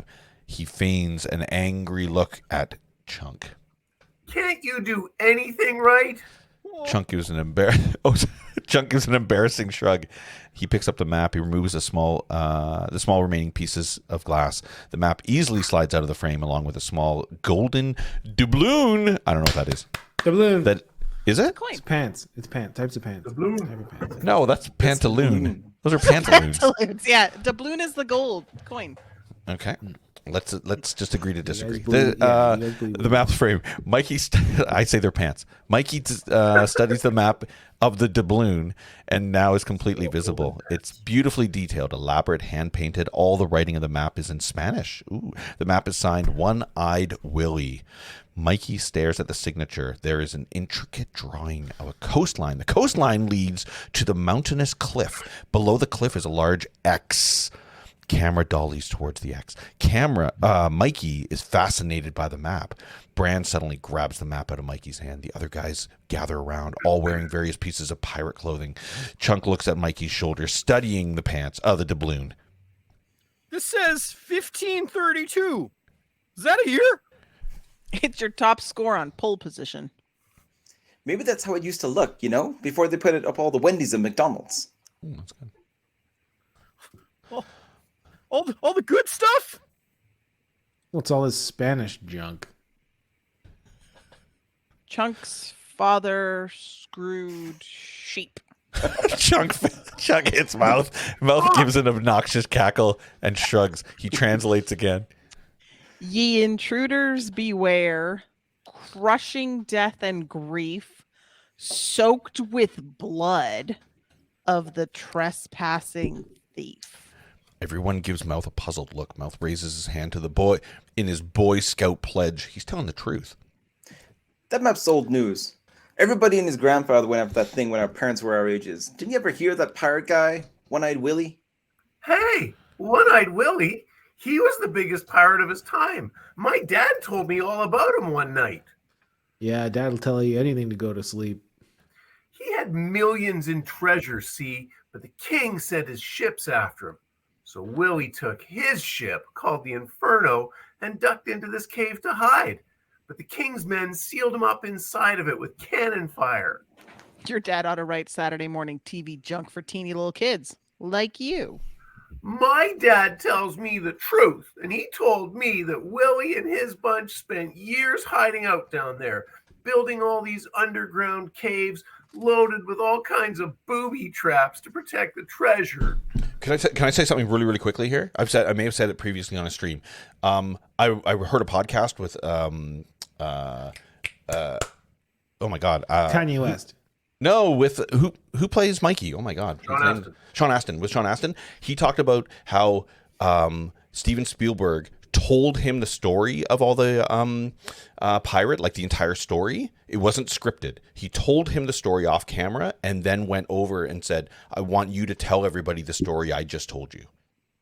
And so what you're hearing in the movie is him trying to remember what he was just told a few minutes ago of the story, and that's why it seemed so natural the way he was telling the story. That's cool. Because it was just so off the cuff. There was nothing he could remember from like 2 minutes previous. It was pretty cool, as a matter of fact. Yeah, it's actually really brilliant. It's one of my favorite parts in the movie now that I know that. Chunk finds a newspaper clipping. It's framed. Yellowed paper with a photo of a smiling man who bears a strange resemblance to Gabby Hayes in a miner's hat. Chunk reads the headline. Oh, hey guys, look at this! Chester Copperpot missing in pursuit of local legend. Reclusive scavenger claims, I have the key to One-Eyed Willie. Nobody ever found nothing. Why do you think that map's sitting up here instead of in a safety deposit box somewhere? Mikey's eyes wide, hopeful. But what if, you guys, what if this leads to One-Eyed Willie's rich stuff? Take off all that junk. My mom's going to come back. The kids remove all the pirate clothing equipment. The doorbell rings and the kids rush down to see who's at the front door. Recreation room. 3 men in leisure suits stand outside the screen door like dangerous apparitions. They talk to the kids as though they were infants. One guy keeps practicing his golf swing. Ooh, little guys, I'm Mr. Perkins, Troy's father. My dad's not here, Mr. Perkins. Is your mommy home? Ugh. No, sir. She's out at the market buying Pampers for all his kids. Well, you can give these papers to your father to read over and sign. Somebody from my office will pick them up in the morning. The door is closed. It's Dad's business. What is all that stuff? Dad's business. It's Dad's business. Brandon's very depressed. The boys take pauses. They look at the complicated legal for Dad's business. Departing men. Mike stares, dreaming. If I found rich stuff, I'd pay all my dad's bills. Maybe he could get to sleep at night instead of sitting up trying to figure out a way for us to stay here. Sorry. Yeah, me Yeah, too. Me too. Me too. Me agree. The Dad's business. The boys pause, worried. Bran breaks the silence by suddenly pulling Mikey by the hair. You can forget about any adventures, limp lungs. If I take you out, Mama ground my ass, and I got a date with Andy on Friday. Oh, whose mouth? Sorry, I'm dying. Limp lungs. That's you. You're dreaming, dude. Besides, who's gonna drive you? Her parents? Then you gotta make it with her and her mother. Eat it, mouth. Wow. Bran walks through. I see what you were doing there. Limp lungs. Bran walks out to his exercise area. Mikey, seeing the brand is out of sight, sneakily removes the map from beneath his shirt. He opens the map. The guys push all in, all looking with dreamy speculation. It dollies into the camera dollies into the map. A flash of lightning sparkles the map. Match cut to sky. A long, thin crack of lightning shoots across the sky. Television, MTV logo. One marble shooting in a triangle of marbles. Insert a chest exerciser being pulled across a tense chest. Oh my God, that thing's been used so many times. Walsh House. Recreation room again. Several minutes later, Mikey, Chunk, Mouth, and Data are gathered in the recreation room playing marbles. Sounds fun. A look of extreme guilt covers all their faces. Brand is in the background. He sits in a chair, shirt off. He pulls the metal spring chest exerciser across his chest. Mouth gives a sly look back at Brand. He turns to the others and nods. They nod back. Mike, Chunk, and Data. Mouth, Chunk, and Data sneak up behind Brand. Meanwhile, Mikey gathers his marbles and puts them into a small leather pouch. He stuffs the pouch into his pocket. The kids sneak around the corner. All three quickly grab the chest exerciser off Brand's hands. They wrap it around his chest and his arms. Before Brand can react, Mouth clamps the other two ends of the exerciser together. Brand is trapped. Unable to move, the exerciser works like heavy metal chains and secured Brand to the chair, which I call bullshit every single time. Hey! Oh, that's you. Sorry. Hey, wait. Let me out. Oh, so kind. Walsh House. The Goonies walking through the backyard. He's cool. He's super cool. Yeah, he's super cool. And he knows he'll be able to get out of that. No problem at all. He's Thanos after all. The Goonies walking through the backyard, careful not to wake Grandpa, who lies asleep in a hammock. Really? The kids whisper to each other. Careful. Don't wake up. Don't wake up. Just as the kids round the corner of the house, a devious mouth gives a light shove in the hammock, causing Grandpa to wake. 10-speed bicycle tire, close up. A hand is letting air out of a tire. Camera pulls back. We see that mouth is letting the air out of Brand's back tire. In the background, Mikey, Chunk, and Data climb onto their bikes. It took him 376 lawn jobs to pay for that. It's his most favorite thing in the world. Now it's his most flattest thing in the world. Mikey hears Brand screaming from inside. Mikey, I'm going to hit you so hard when you wake up, your clothes are going to be out of style. Mikey pauses, then follows the others as he shoots out the driveway. Bruce Springsteen's Cover Me fills the soundtrack. Do you know that song? Didn't they change that? They did. It was it Madonna singing? No, it was Cyndi Lauper, right? Cyndi Lauper. Yeah. The boys on their bicycles. Yeah, that's the song. The boys on their bicycles each boy's bike fits their individual personality. The boys pass in the town museum. Mikey's father is working on a museum rooftop, hammering a leaky shingle. Mikey shouts, "Hi, Dad," to his father. Apparently that's not a script thing. He yells, "Hi, Dad," to his father. Hi, Dad. It's in the Hello. Hi, Dad. Walsh House. Brand is still struggling in the chair, grunting, groaning, struggling with the metal springs. Brand causes the chair to bounce backwards. The door suddenly opens. Rosalita, the maid, stands in the doorway. Her arms are filled with groceries. She sees Brand bouncing towards her like an oncoming freight train. This bizarre image only confirms her worst fears about this house. Rosalita screams and drops her groceries. Irene walks up behind Rosalita. Irene sees the bonded Brand bouncing on the chair. She chuckles. Brandon, why can't you do sit-ups or push-ups like normal kids? Irene and horrified Rosalita walk by. Brand gives a helpless look. Stop and snack. They're at the stop and snack now. Mouth, Chunk, Data, and Mikey speed up on their bikes. Mikey holds the open map. His eyes constantly glance to it. He is obsessed with following the map. Up ahead is the stop and snack. Teenage hangout. Mouth, Chunk, and Data turn their bikes towards the stop and snack. Mikey continues toward. He suddenly stops, realizing that the kids have left him. Mikey turns and sees the others entering the stop and snack and shouts and holds up the map. Hey, guys, what about this? Huh? Back at the Walsh house, Brand runs out the front door. Chest exerciser in hand, we hear Irene shout from inside. Don't come home without your brother or I'll commit Hare Krishna. That's Hare Krishna, Ma. Harry Carey, Ma. Harry Carey. Can't read. Jeez, Ma. Brand sees the air out of his bike tires. Ugh, his eyes fill with rage. He kicks the bicycle over. He looks around, riding in the driveway. He looks around. Riding in the driveway is Data's sister. She's riding a tiny girl's bike, painted bright purple with pink flowers. Training wheels is attached to the rear wheels. Brand has no other choice. It's the only way of transportation in sight. He runs to the driveway, picks up the girl, removing her from the bike. Brand hops on the bike. He pauses, looks back at the girl, and gives her the chest exerciser. Here, trade you. The girl stares at the exerciser. Brand awkwardly pedals out of the driveway. She busts into tears. Sad. Sylvia Keister at the stop and snack. An obese elderly woman works the checkout. I don't remember this at all in the movie. Probably her leg. Nope, this was cut. This was cut. Data's purchasing a pack of baseball cards. Sylvia rings up the order in the computer cash register. The computer jams. Sylvia pounds the cash register. Frustrated, Data opens a tiny door in the register. He begins to fiddle with the two small wires. Mouth stands at the magazine rack, a sly look on his face. He slips a copy of Playboy magazine behind a copy of Omni, and he begins to read. Ooh. Look at that guy. Chunk stands behind. He's 14, by the way. Chunk stands behind the junk food. He looks around. Coast is clear.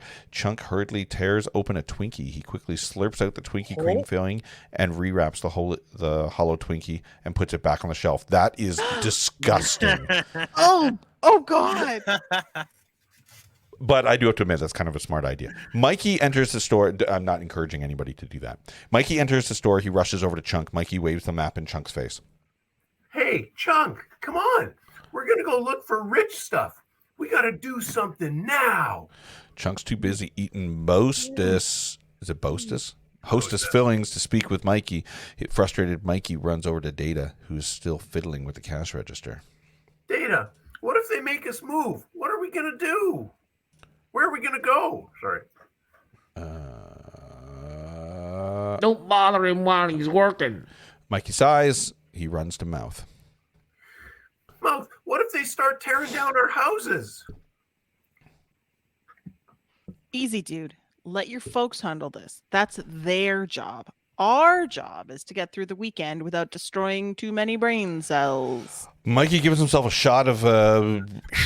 He gives a Mad magazine. He grabs a Mad magazine and all of his, and as always, guesses the fold in. It's suddenly a section. Oh God! Of dusty Cauldron Point tourist maps. What? Who? Sorry, just the next paragraph. Oh, tourist maps. Mikey grabs one of the maps and opens it. Meanwhile, Chunk has made his way to the frozen meat freezer. He opens a meat freezer. He pokes his head deeply inside. Out of sight, he opens a container of Haagen-Dazs. He takes a few licks from the top, then quickly closes the lid. He grabs another container. He's going to sample everything, which, by the way, was a thing. That was a thing for a while during the pandemic. People would go in and actually use their fingers and scoop out ice cream and then put the lids back on. So everybody, I highly encourage you to check your lids before you buy your ice cream. It's actually a thing. Data still, mainly because this guy was doing it. Data still fiddles with the cash register and suddenly beeps and lights. It's working again. Good as news. Sylvia gives a satisfied ruffle to Data's hair. That joke backfired. I did not do that, by the way. Sitting on the floor, Mikey has opened the tourist map. He's laid them side by side. Mikey's comparing the two. The coastline paths of both the maps are identical. Several rocks and cliffs to match. He's bright and hopeful. He nods to himself, mumbling. I know where this is. Oh, keep going. Suddenly Mouth's voice echoes through the store. Sorry, that was me. That's okay. Jerk alert! Mouth points at the entrance door. Troy Perkins struts in like he owns the goddamn place. Troy is 17 years old, tan, cocky, penisy. He dresses in a white polo tennis outfit, expensive tennis shoes. His hair is neatly styled. A spoiled rich brat. He lives in an expensive home on the hillside. Walking beside Troy is Andy Carmichael. She's 16 years old, the face of an angel, smooth, creamy complexion. Her thick, bright red hair falls to her shoulders. Her bright green eyes are dazzling. She's slender, filled with energy. A beauty, still in her cheerleader outfit. She's wearing Troy's white letter sweater. Troy's name is written in the script on the bottom of the sweater. Andy also lives on the hillside. Walking beside Andy is Steph Steinbrenner, also age 16, Andy's best friend. Steph is short, pudgy, dark brown hair, glasses. She's wearing denim fisherman coveralls. Steph is tough, quick-witted, bright. She lives in the Goondocks. Troy walks straight to the magazine rack. He grabs the Playboy magazine from Mouth and begins to page through. Mouth, so angry, has been rendered speechless, glares at Troy. Mouth backs off and picks up another magazine. Mikey sees Andy, a vision. He stares at her with adoring eyes. Steph and Mouth exchange a glance. Steph crinkles her nose. Ugh, you still smell like a plumber's son. You still smell like a fisherman's daughter. Troy nudges Andy. Hey, Andy. She turns. Troy holds up a Playboy centerfold. Written above the photo in large red letters is the words, "Can you measure up?" Troy gives a lecherous grin to Andy. Can you measure up? Andy looks away, embarrassed. Troy emits a horse laugh. Mikey gives a painful, honest look at Andy. A horse laugh. Yeah. Oh, Mikey? Never mind. Oh, sorry. Oh, yeah. You're a lot prettier than that, Andy. Andy smiles, giving a casual brotherly ruffle to Mikey's hair. Mikey smiles. In heaven. Meanwhile, Chunk still has his head buried in the freezer. Troy notices. He walks over. He brings the freezer. He brings the door down on Chunk's head, trapping Chunk in the freezer. Chunk panics. Ooh, Troy chuckles. My mom's making goon pizza tonight. She's going to need some frozen dough. Mikey notices. He shouts to Troy. Why don't you leave him alone? Troy pauses. He releases the grip on Chunk and walks back. Did I hear right? Did I hear a Goonie telling me what to do? Troy towers over Mikey. He's ready to hit Mikey. When he notices the ancient map resting on the floor, he realizes that it's important to Mikey. He turns to Mikey and grabs the old map. Mikey claws at Troy. Let go! That's art you're messing with. Troy holds the map high in the air above Mikey's reach. Troy's a jerk. Troy is confused by the map, but he realizes its importance to the boys. Troy grabs a pack of cigarette tobacco from the counter. He pours the tobacco out in the map. He begins to roll the map like a cigarette and gives an evil grin to the boys. Just can't get rolling paper like this anymore. Oof, Mikey tries to grab the map. Troy gives him a hard shove, knocks Mikey to the floor. He removes the butane lighter from his pocket. Flick. A large flame appears. Troy moves up the flame to the end of the cigarette and lights up. The boys watch in horror as Troy takes a long puff. The end of the map burns, crinkling. Mikey hides his eyes. Troy blows out the smoke rings. He gives a relieved sigh. A few more puffs and the map will be destroyed. Troy moves to take another puff. Mouth walks up. He raises his eyebrow, doing his Jack Nicholson impersonation. You know, the way you're puffing on that cigarette, it reminds me of something. Yeah? What's that?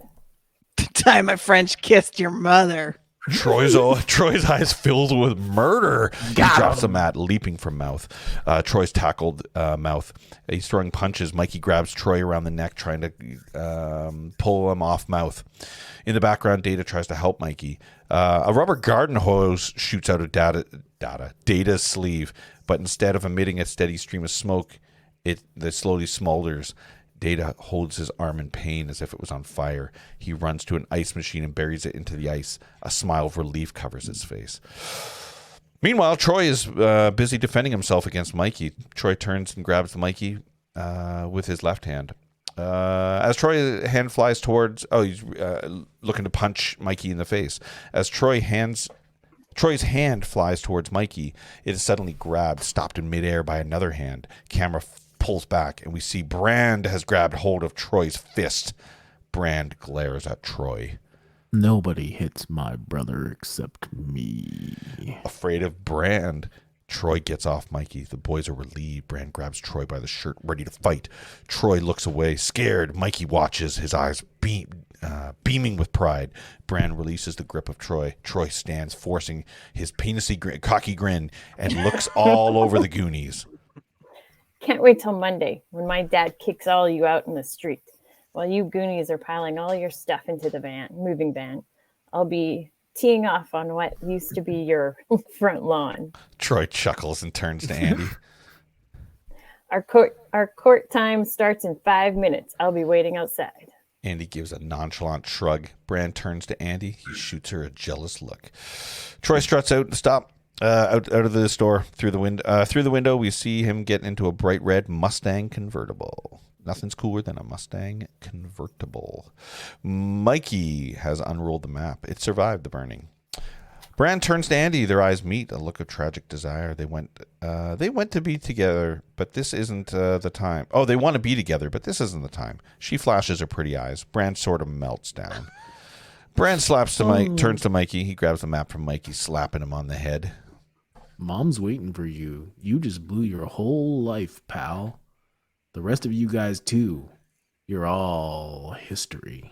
We don't need friends like you in our lives. Oh my God, what a jerk. With that, Brand tucks the map into his back pocket. Mouth walks up to Brand. Brand turns on the phony charm, putting his arm around Brand. Mouth starts to sing. Here's to good friends. Tonight is kind of special. The beer we pour might be something more somehow. As he continues to sing, Mouth uses his free hand to remove the map from Brand's pocket. Brand shoves Mouth away. You don't have to drink to make friends, wimp. Mouth turns to the other Goonies and shows them the map. They make a run for it. He realizes the map is gone. He runs after the kids. Mikey, Mouth, and Data hurriedly ride off on their bicycles. Mouth holds the rolled up map under his arm. Brand dashes outside. He sees the boys off in the distance. Close up, Mikey checking out the map.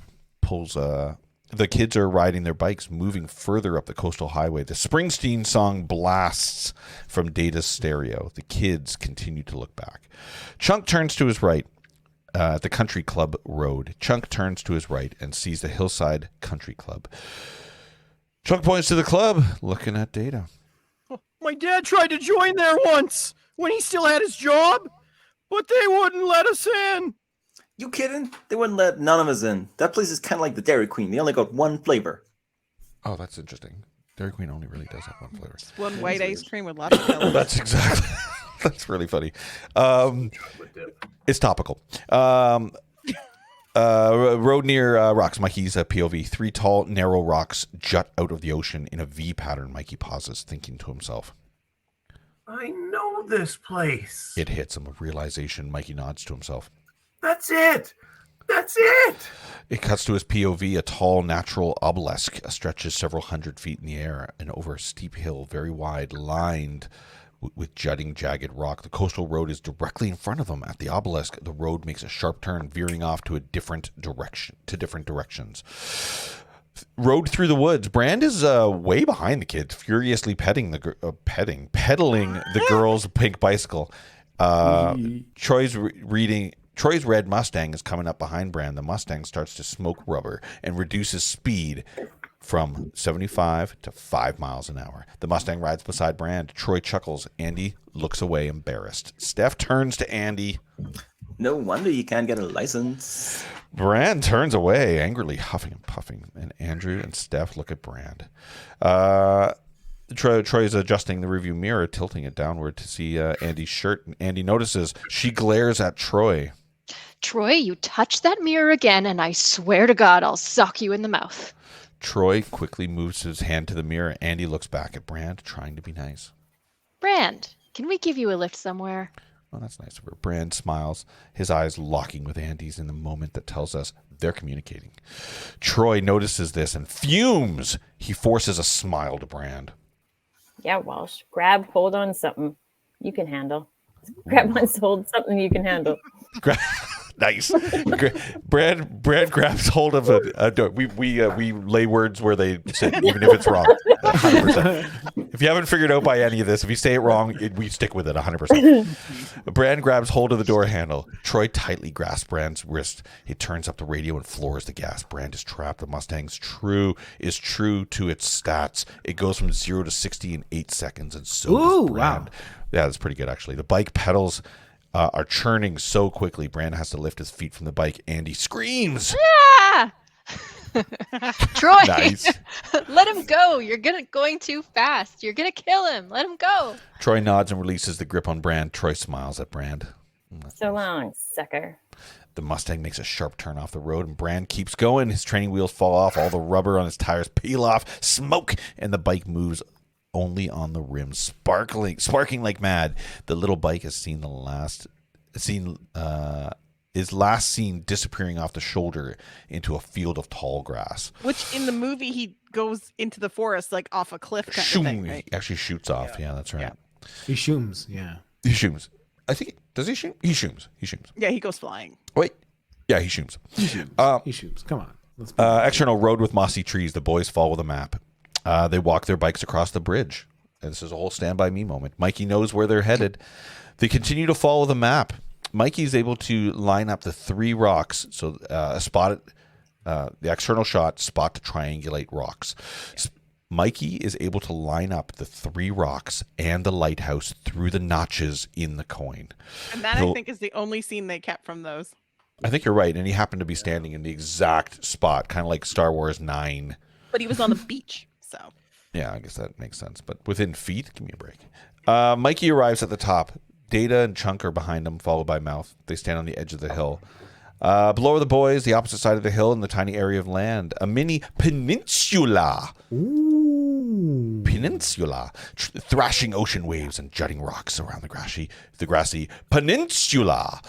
A small cemetery is built on the small section of land. Potter's Field, crowded with old gravestones. They built at the cemetery inside. Lighthouse Lounge. A rectangular one-story building. Run down, distorted by the years. Its white wood exterior is cracked and rotting. It's an old building. A broken red and green neon sign hangs over the building. A tall, crooked lighthouse is built beside the beside the building. The heavy wind blows the sign, spinning it around. We aren't certain if this place is open or closed. Shadows pass by the dirty windows. There's a sinister, eerie quality to this place. Mikey stares in awe, mumbling to himself. But the map seems to end. He looks at the map, but the map seems to end. Mikey's puzzled. He suddenly gets an idea. He folds the map like a Mad Magazine back cover. To Mikey's delight, the folded pieces form another map. Oh my God, Mad Magazine. I miss it so much. So do I. Mikey removes the doubloon, which we determine are pants, from his pocket. When he places the doubloon over the map, everything appears to be more clear. He gets everyone's attention, pointing to the map. See this? Here's where we are now. Mikey points at the X on the cliff. Small footprints have been sketched in the map. They form a line from the bottom of the hill to the X. This is where the rich stuff's buried. Down there someplace. Mouth reads a Spanish phrase written below the footprints. 6 times 5 stretching feet to lowest point, get the treat. The boys pause, figuring out the riddle. 6 times 5. That's 30. Stretching feet, your feet stretch when you walk. True. I got it. If we walk 30 paces to the lowest point, we'll get the treat. The rich stuff. Oh, I don't know. It's getting late. My mom's gonna be worried. Besides, what's that place doing open in the fall? It's only a summer place. Seems pretty creepy to me. The kids suddenly notice something. They turn to the lounge. The dark car pulls in the driveway. 2 tall men wearing dark business suits get out. They walk to the restaurant door. They enter. Data turns to Chunk. See? There's nothing to be scared of. 2 other customers are going in. Well, maybe they ain't customers. Maybe they're drug dealers or something. Drug dealers, do you see their clothes? GCPenney polyester? Drug dealers wouldn't be caught dead in those rags. It's true. Data, did you bring your binoculars? He's frantically searching for the right chord, wanting to answer the call of duty. He mumbles to himself. Yeah, binoculars. Spy eyes! Data pulls on his cords. Oh my God, every time Data does something, I got to read a goddamn novel here. Mechanical device raises from Data's chest with a pair of cheap opera glasses attached to the end. The glasses stop in front of Data's eyes, but when he moves to look through them, the glasses fly from their place and shoot forward. Data gives a shrug. Mouth looks over Mikey's shoulder at the map. So what made you think nobody ever followed this map before and made off with whatever buried it there? Whatever was buried there. They could have, but I never heard of anybody finding more stuff than already's in the museum.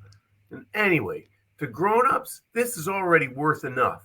Some archaeologicalists dig up a map that's a bunch of years old. They throw a wooden frame around it, hang it in a museum, and call it art. Okay, but how are we supposed to dig for anything? Knock on the door, ask whoever's there, excuse me, mind if we wreck your floors? Look, the place is obviously open for business. We can pretend like we're coming in for something to eat, and then joint the case. What? He means case the joint. Mikey nods. The others pause, thinking. The Goonies in the lighthouse. The Goonies walking through the graveyard. Mikey leads them towards the lighthouse lounge. Suddenly, a loud creaking sound is heard, like a firecracker, followed by another and another. And the boys freeze, scared, looking around. Oh, that sounded like gunshot guys, and not the big ones you hear in war movies, but real ones. Gunshots? Jeez. Chunk, turn off your brain. Somebody probably dropped a pot in the kitchen. Mikey continues to move forward. The boys follow. They're a little shaken. They arrive at the front door of the building. Mouth peers through the filthy front door windows. They take a look into the windows. Too high. The boys spot a pile of discarded orange crates. They stand the orange crates on end, climbing onto them. They peer into the windows. Chunk walks out to the outdoor soda machine and sits next to the closed garage. Chunk tries to veer into the garage, starts to open the door, investigating it. Goon Kids POV. Weird name. A shut-down seafood restaurant. Dark, dusty, seemingly deserted. Tattered fish nets, stuffed fish hang on the wall. Red Stuffed vinyl fish. stuffed fish. They hang on the wall. Red vinyl booths line the walls. Wooden tables fill the floor. The jukebox sits in the corner. The Goonies see two people standing in the rear of the restaurant. In darkness, we can see only their shadows. They drag two long, limp, heavy objects into the back room. It's too dark for us to see what the objects are. Once the two figures disappear, the Goonies walk into the restaurant's front door. Chunk pushes the garage door. The door flies open. What? Yeah.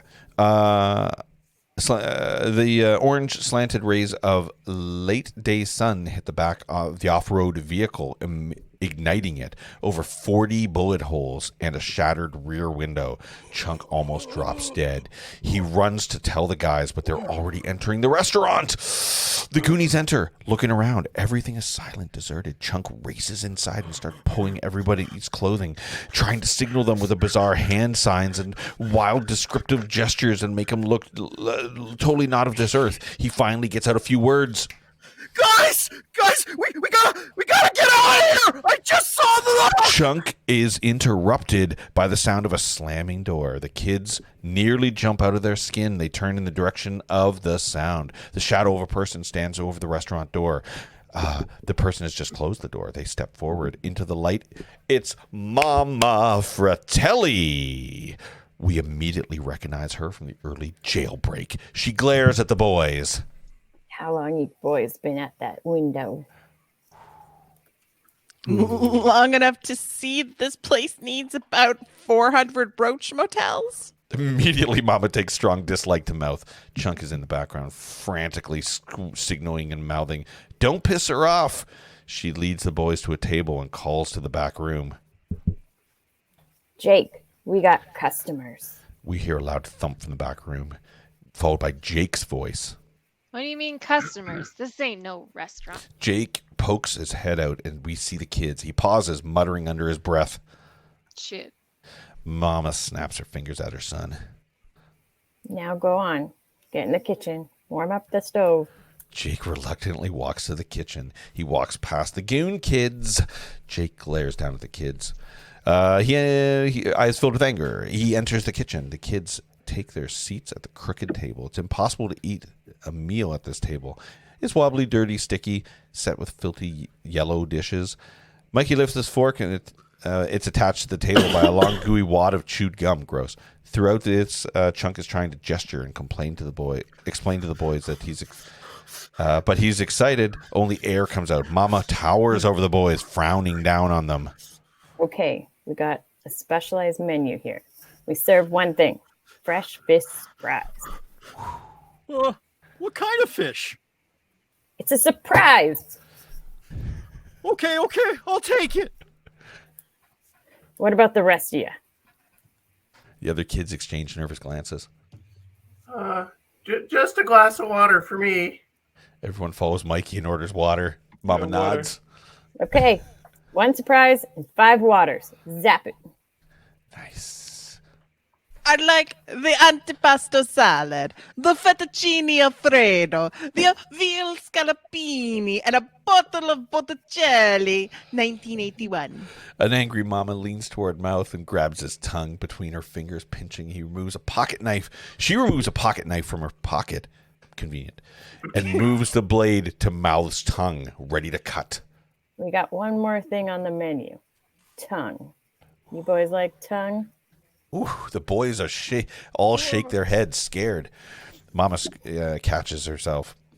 She moves the knife away, realizing her grip on Mouth's tongue.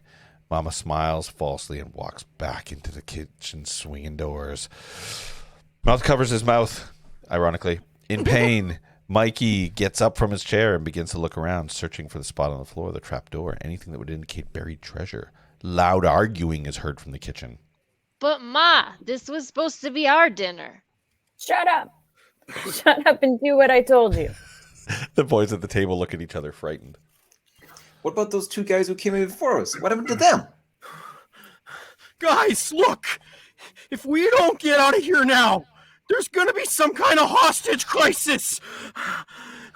Garage, 4-wheel drive, butthole the size of Big Macs! Chunk, I'm starting to OD on all your bullshit stories. A loud sound begins echoing through the place, churning, bumping, whirling.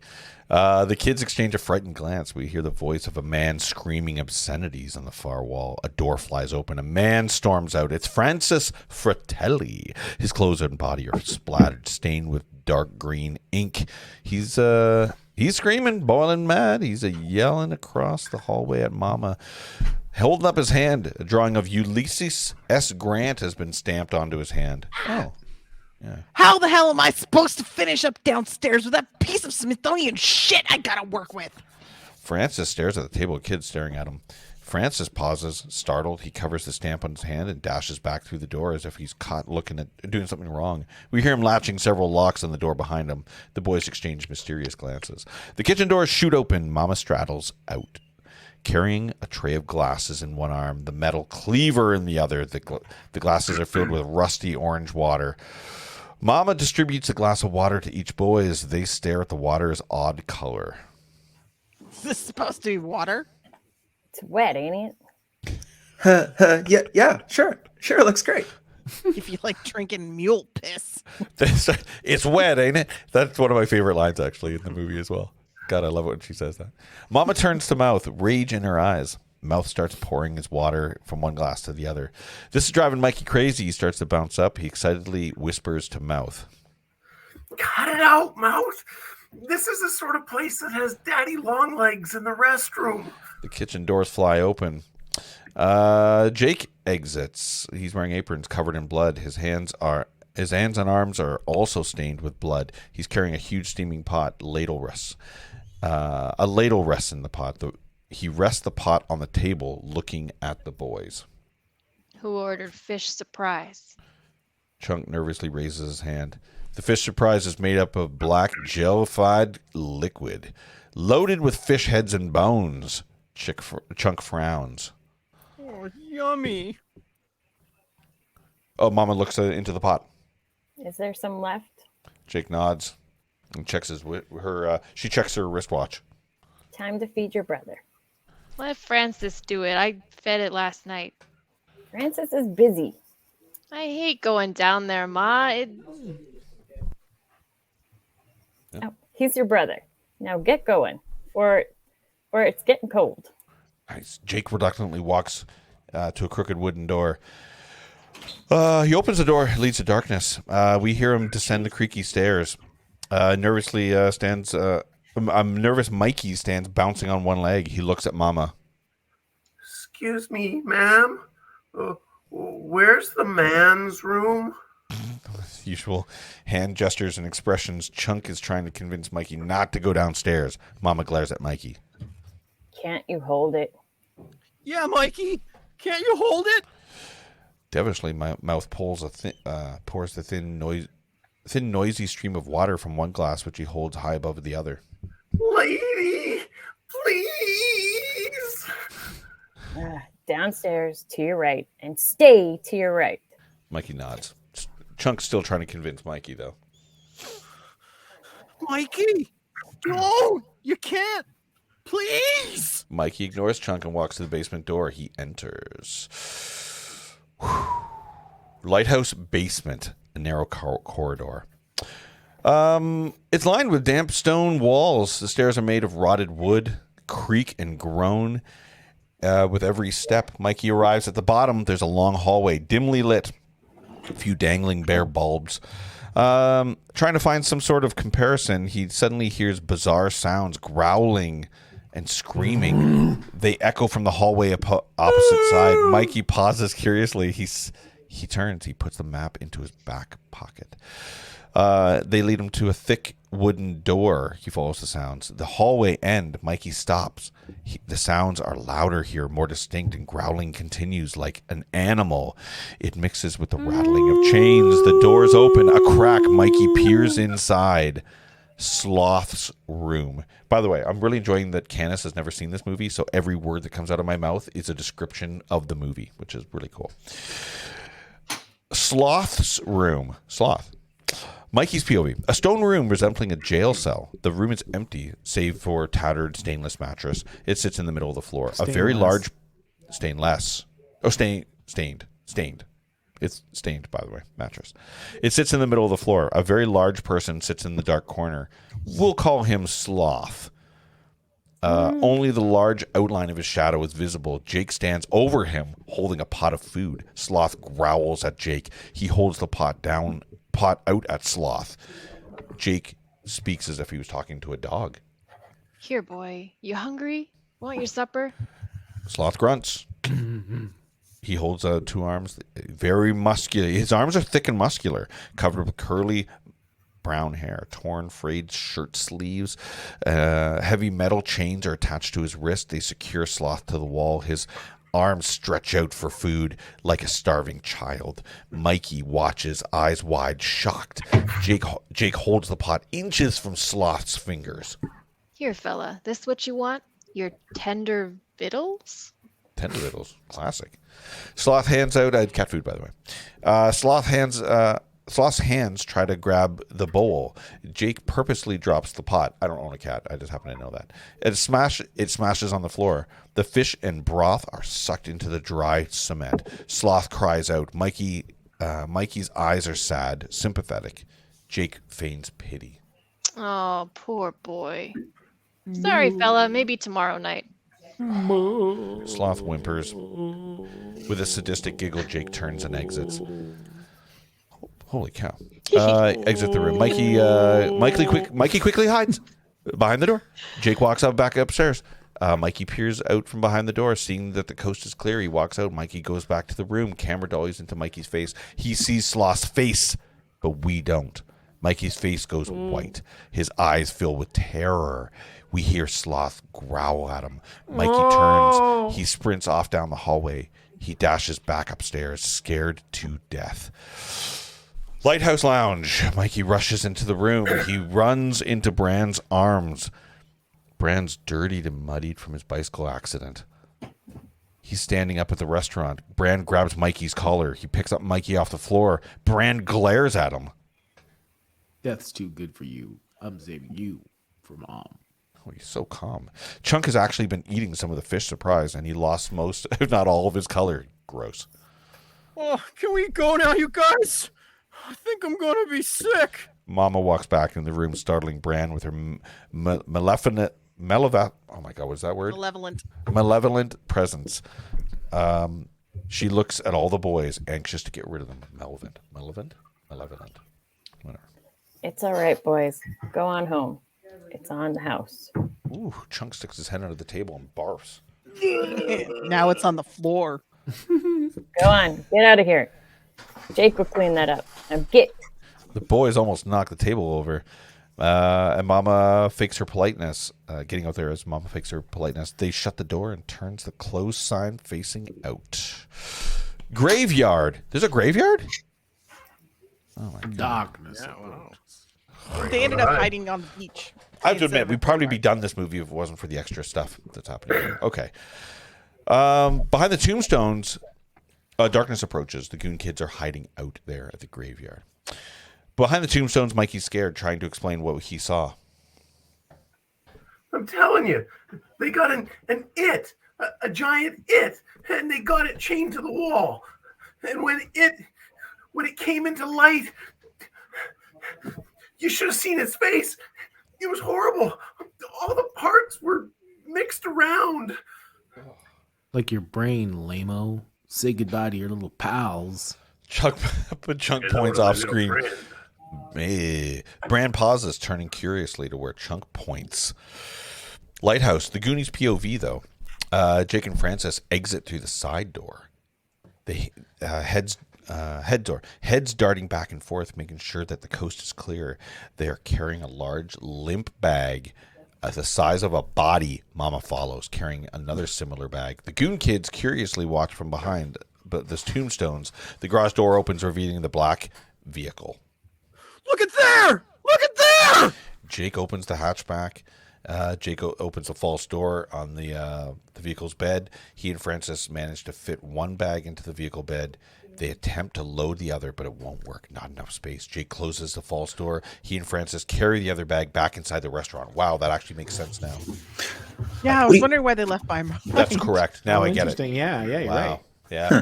I get that now. Go. What do you think they got in the bags? The kids have no answer. Jake and Francis come back outside to get into the vehicle. They drive off. The lighthouse lounge is empty. Mikey excitedly looks at the others.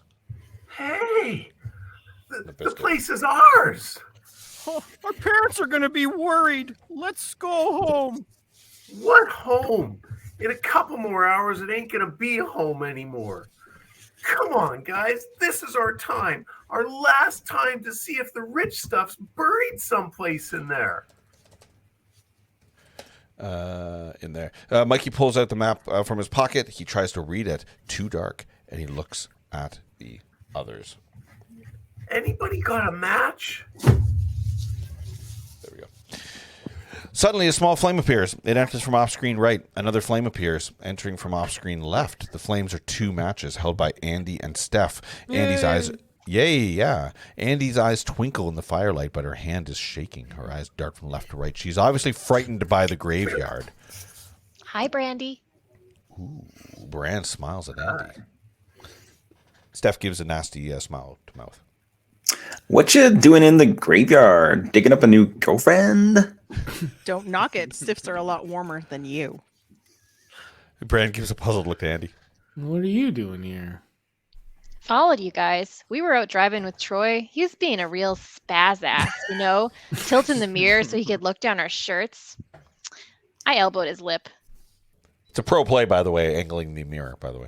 Yeah. So, also, does anyone else feel as if we suddenly switched to nighttime? It feels like it's nighttime. Yeah. Okay. Nighttime is the right time. I don't know about that, but it's a pro play. Mikey still reads the map, mumbling to himself. Mumbling to himself. Okay. If it's 30 paces, 1, 2, 3. Data grabs Mikey from behind, stopping him. No, Mikey, your feet too small. We must do this scientific. I feel so racially inappropriate. We must do this scientifically. You're just being Ki Kwan. Sorry, that's all. Paces are paces. Y'all think this Willy dude had a calculator? Mouth takes over, waking out the paces, walking out the paces with longer strides, moving towards the lounge. Yes. Mouth 1, counts out the paces. 2, 3. Shh. Be very, very quiet. I'm hunting rabbits. Mouth continues walking. The kids follow. Andy looks at Brand. Poor Troy. Guess he won't be making out with anybody for a while. Am I gonna miss that stuff?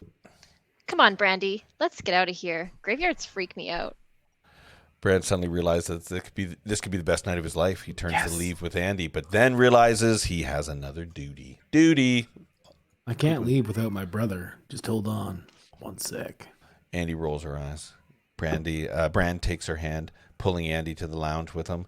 Mouth arrives into the lounge door, trying to open it. Locked. Mouth pauses. What to do? An idea. He looks back at Chunk. Mouth smiles. That ambulance is coming from my microphone, by the way. Hey, Chunk. Got some naked Polaroids of your mom taking a bath. Want to buy them? Real cheap. Gross. Nobody buys your own mom's photos. That's unnecessary. Yeah, Rage fills... Right? No. Well, you buy them to get them off the market, probably, if they're only one-offs. Rage fills with Chunk's eyes. He comes at Mouth. Mouth dodges out of the way. Chunk rams the front door. Wham! That breaks open, brushing himself off. Mouth cackles. Thanks, Chunk. This frightens Andy. She turns to run. I'm going home. You guys are gonna get in big trouble. She turns to run. Andy's met face to face with a large stone gargoyle. She screams. The gargoyle sits atop a tombstone. Andy turns and runs back to Brand's arms. The lighthouse. Do you want to take a very quick break? It's 9:00. No, we're about to get into the basement. Well, that's what I mean. Like we're about to go in here. Break. Virtual. Okay, let's take two minute here. Two minute here because 2 minutes. Alrighty. Does anybody have to go pee-pees? Like, we have an hour countdown. Actually, Everybody go pee-pee. Shut off your camera, go pee. preferably. Go pee-pees. Don't take the camera with me. Gotcha. Do not do that. This is so trippy how much stuff has been cut. Like, yeah, there's a lot. I'm also very prepared that, oh, hey, how you doing? hey, how you doing? It's just you and me. Yeah. What's going on?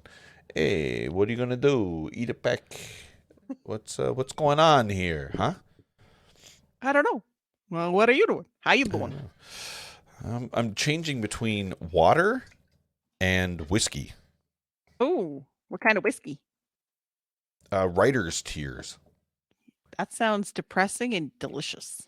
Yeah, it's pretty good. Tanya bought it a while ago, but she didn't like it, so I've been partaking in it every once in a while. I'll have a little finger of it, if you know what I mean. There you go. You know, it's funny. There's not as much language in the script as I was expecting because I think they might have edited some of it. But Yes. my God, It's weird, right? Yeah.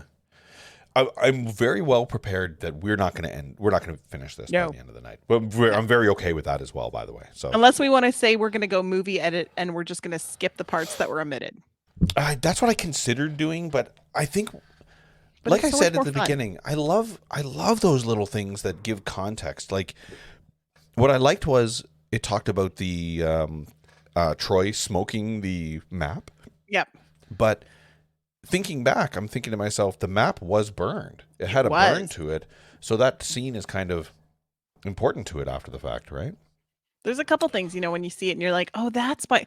In the Star Trek, the first Chris Pine movie, there's a scene where a girl's looking pissed off in the back, and we never get to see that she actually was supposed to go and get a message from Kirk, and it was what hit the button on the program to screw up the Kobayashi Maru. Oh. So she was supposed to, he said, at this time, I'm going to send you a message. So she checked her message. It activated the code that did the Kobayashi Maru screw up, like it rebooted it.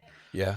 But we never got that. So they're like, during his trial, she's just sitting there all pissed off. Right. Yeah, it's just these little things, right? I think that's pretty cool. I think Hey guys, welcome back. Hi. I was just saying, and I'll say it every time somebody comes in, that I'm very okay with the fact that we're not going to be finishing this tonight. That's super okay. No, there's no way. Yeah, and that's super rad. I'll never know the ending. No, you're never going to know unless you watch it. You need to watch it. When we did the Back to the Future one, at the very end of Back to the Future, he is doing in the script, he's submitting his audition tape to the record label. And at the very, very end, he finally gets the courage to submit that audition tape, and it's in an envelope. But that's not in the movie. But when you watch the movie, the part where he walks into the room and it's all changed because it's the new future, he has an envelope in his hand. And you never know where that envelope came from. And in the script, it's because he was like, I'm going to do this. I'm going to go and submit this demo. I'm so happy with myself. But... Oh, you're talking about Back to the Future, yeah. Back to the Future. That was I a love really that interesting. part. Yeah. And we learned that. We learned all that from the added parts of the script. It's cool. Just like we learned that in Star Wars, Luke and Leia kiss on the mouth twice. That's true. They do. Why wouldn't you? Yeah, they do. Oh yeah. Okay, I'm just curious. So, like, CK, you're at school right now. Are you just locked into the school? Yeah, well, there was another event going on tonight. Actually, Paul, we performed at it one year at the Contemporary Music Night. So that was going on in another part of the school. Yeah. And nobody knows me as Paul, by the way. That's fine. Okay. What's that? Nobody knows me as Paul, by the way. Sorry, PJ. I do. Ixnay on the all pay. Yeah, nobody knows me. Ixnay on the all pay. I aborted Paul years ago. I'm way Whoa. cooler. This Paul is PJ now. PJ. I just gotta say, Cam, you got an amazing mustache. Aw, shucks. Thank you. I bet he grew it himself. It's glue on. Glue on. All right. I do feel like, from what little I know of Cam, I feel like that if he got put in, if he was doing another film, if he was doing another video, if he was doing another act, that mustache would come off in a heartbeat if it meant like getting a good gig. Yeah. So, like the first cast role I was ever hired for, there was a line in the contract that if I shave my mustache, I lost the role.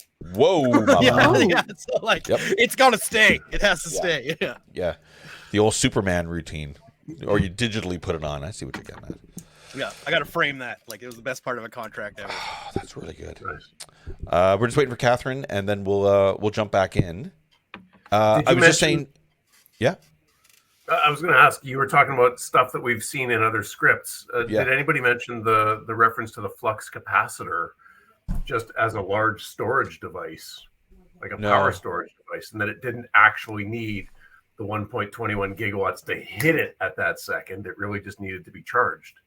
No, but that makes perfect sense now. Yeah, do you remember that? And we're like, oh, obviously they cut that I out. remember that Otherwise, now. they could have That's just right. plugged the car in and charged it. Higher stakes. Nope, I they guess, needed right? 1.21 gigawatts to do the thing. That's actually That's true. huge, How yeah. did that happen? Oh my god. It's a gigawatt. What the hell's a gigawatt? We I was just saying to everybody, and I think we're obviously very cool with it. We're not going to be finishing this tonight. There's no way we're going to finish this tonight. But I say we soldier on. We have fun. When we hit the 10 o'clock mark, in and about the 10, we'll wind her down. But let's start her back up. Does that sound good, folks? Yeah. Awesome. Is everybody having a good time? We're good. I'm having a good time. Having a ball. Whoa. Canis, Angel. the only person I care out of all of this is Canis because she's never seen it. Is at the end, maybe we've inspired her to watch it. Maybe Either that or we need to do like a movie night and watch it in the Discord. the Discord movie Watch night. party. Watch party. Yeah. Like it. I think that should happen regardless. You're We'll absolutely just show each other our watches, our Fitbits and Yeah. stuff. I don't have watches. That's I weird. lose them. Well, It's a Casio. oh, nice. That's what was that from? I forget now. Planes, trains, and automobiles. Oh, that's exactly what it was. That's right. Okay, folks, are we ready to start her up here again? Let's do it. Yeah. Crank it up. Oh yeah. What? It's no 4 surprise You've that never Dan's watched it not. either? Dan didn't have a TV until he was 35. Yeah, Ladies and gentlemen, tonight in the Lighthouse Lounge, we've got 4 time doesn't matter. No, There's a lot of What things like he's never specials seen. on There's a lot tonight? of things he's never seen. We He need to never- make some drinks and watch a movie. He didn't see Okay. Back to the Future either, I think. Okay, guys, Back to the we're Lighthouse. starting at heading 69. 69. We're a On bunch of 420. children, okay? Hey, it's 420, isn't it? Today. The number of 420 jokes I've seen with Elon Musk blowing up the. True. Very true. Okay, here we go. Okay. Marker 69. Is everybody with us? We're good? Yep. Oh, no, you're loved 4 time. We love you more than anybody much. else in this entire So much. situation. Legal Legends. Legal Engine. What? Lighthouse. Dusk. So it is dusk. The other Goonies have entered the place. Mouth is still counting paces. Back to the Elmer Fudd impression. He strides across the restaurant floor. 28, 29, 20. This is it. That wascally wabbit must be under here. You can stop auditioning to be popular. You don't impress me anymore. I'd rather dive into a swimming pool full of razor blades than impress you. Are we flirting? Yeah, they're I don't 100% know. flirting. I think Yeah, so. they are. Well, they do. They have a thing by the end. Yeah. That's true. Guys, we got to get to the lowest spot. We got to get out of here. Oh, Brad. Come on, Brand. What's another couple of minutes going to hurt? What if we find something, huh? Mikey breaks away from Brand, hurriedly opens the basement door, and motions for the guys to follow. Lighthouse basement. Mikey leads the Goonies down to the dark, narrow stairway of the basement. A distant sound is heard. The rattling of chains, the low growling. The kids pause, frightened. Chunk, I hope that's your stomach. No, that's it.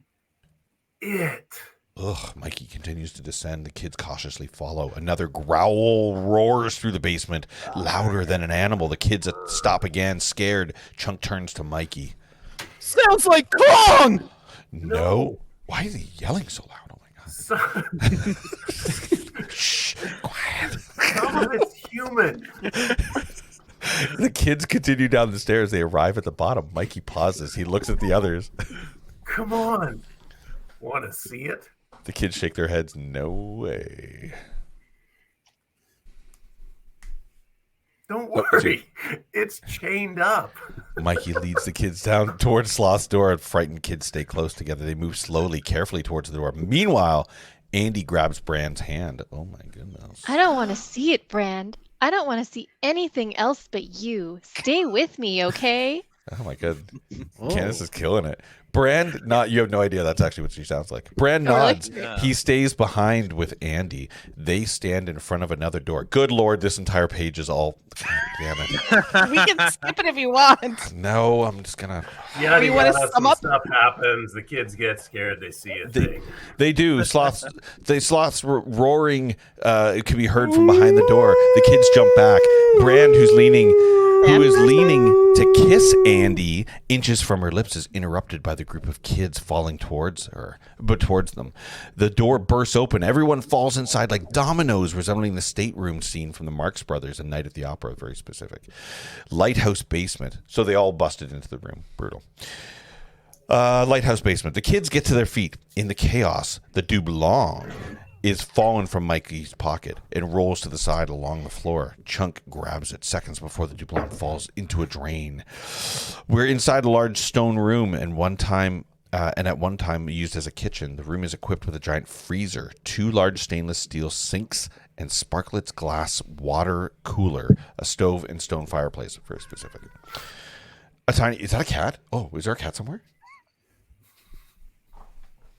We're just creating the ambiance, you know?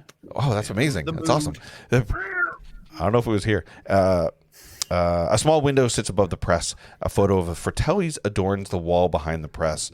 The kids exchange a bewildered shrug. Chunk goes straight for the water cooler. Chunk moves his mouth beneath the tiny faucet and turns the faucet and lets the water stream into his open mouth.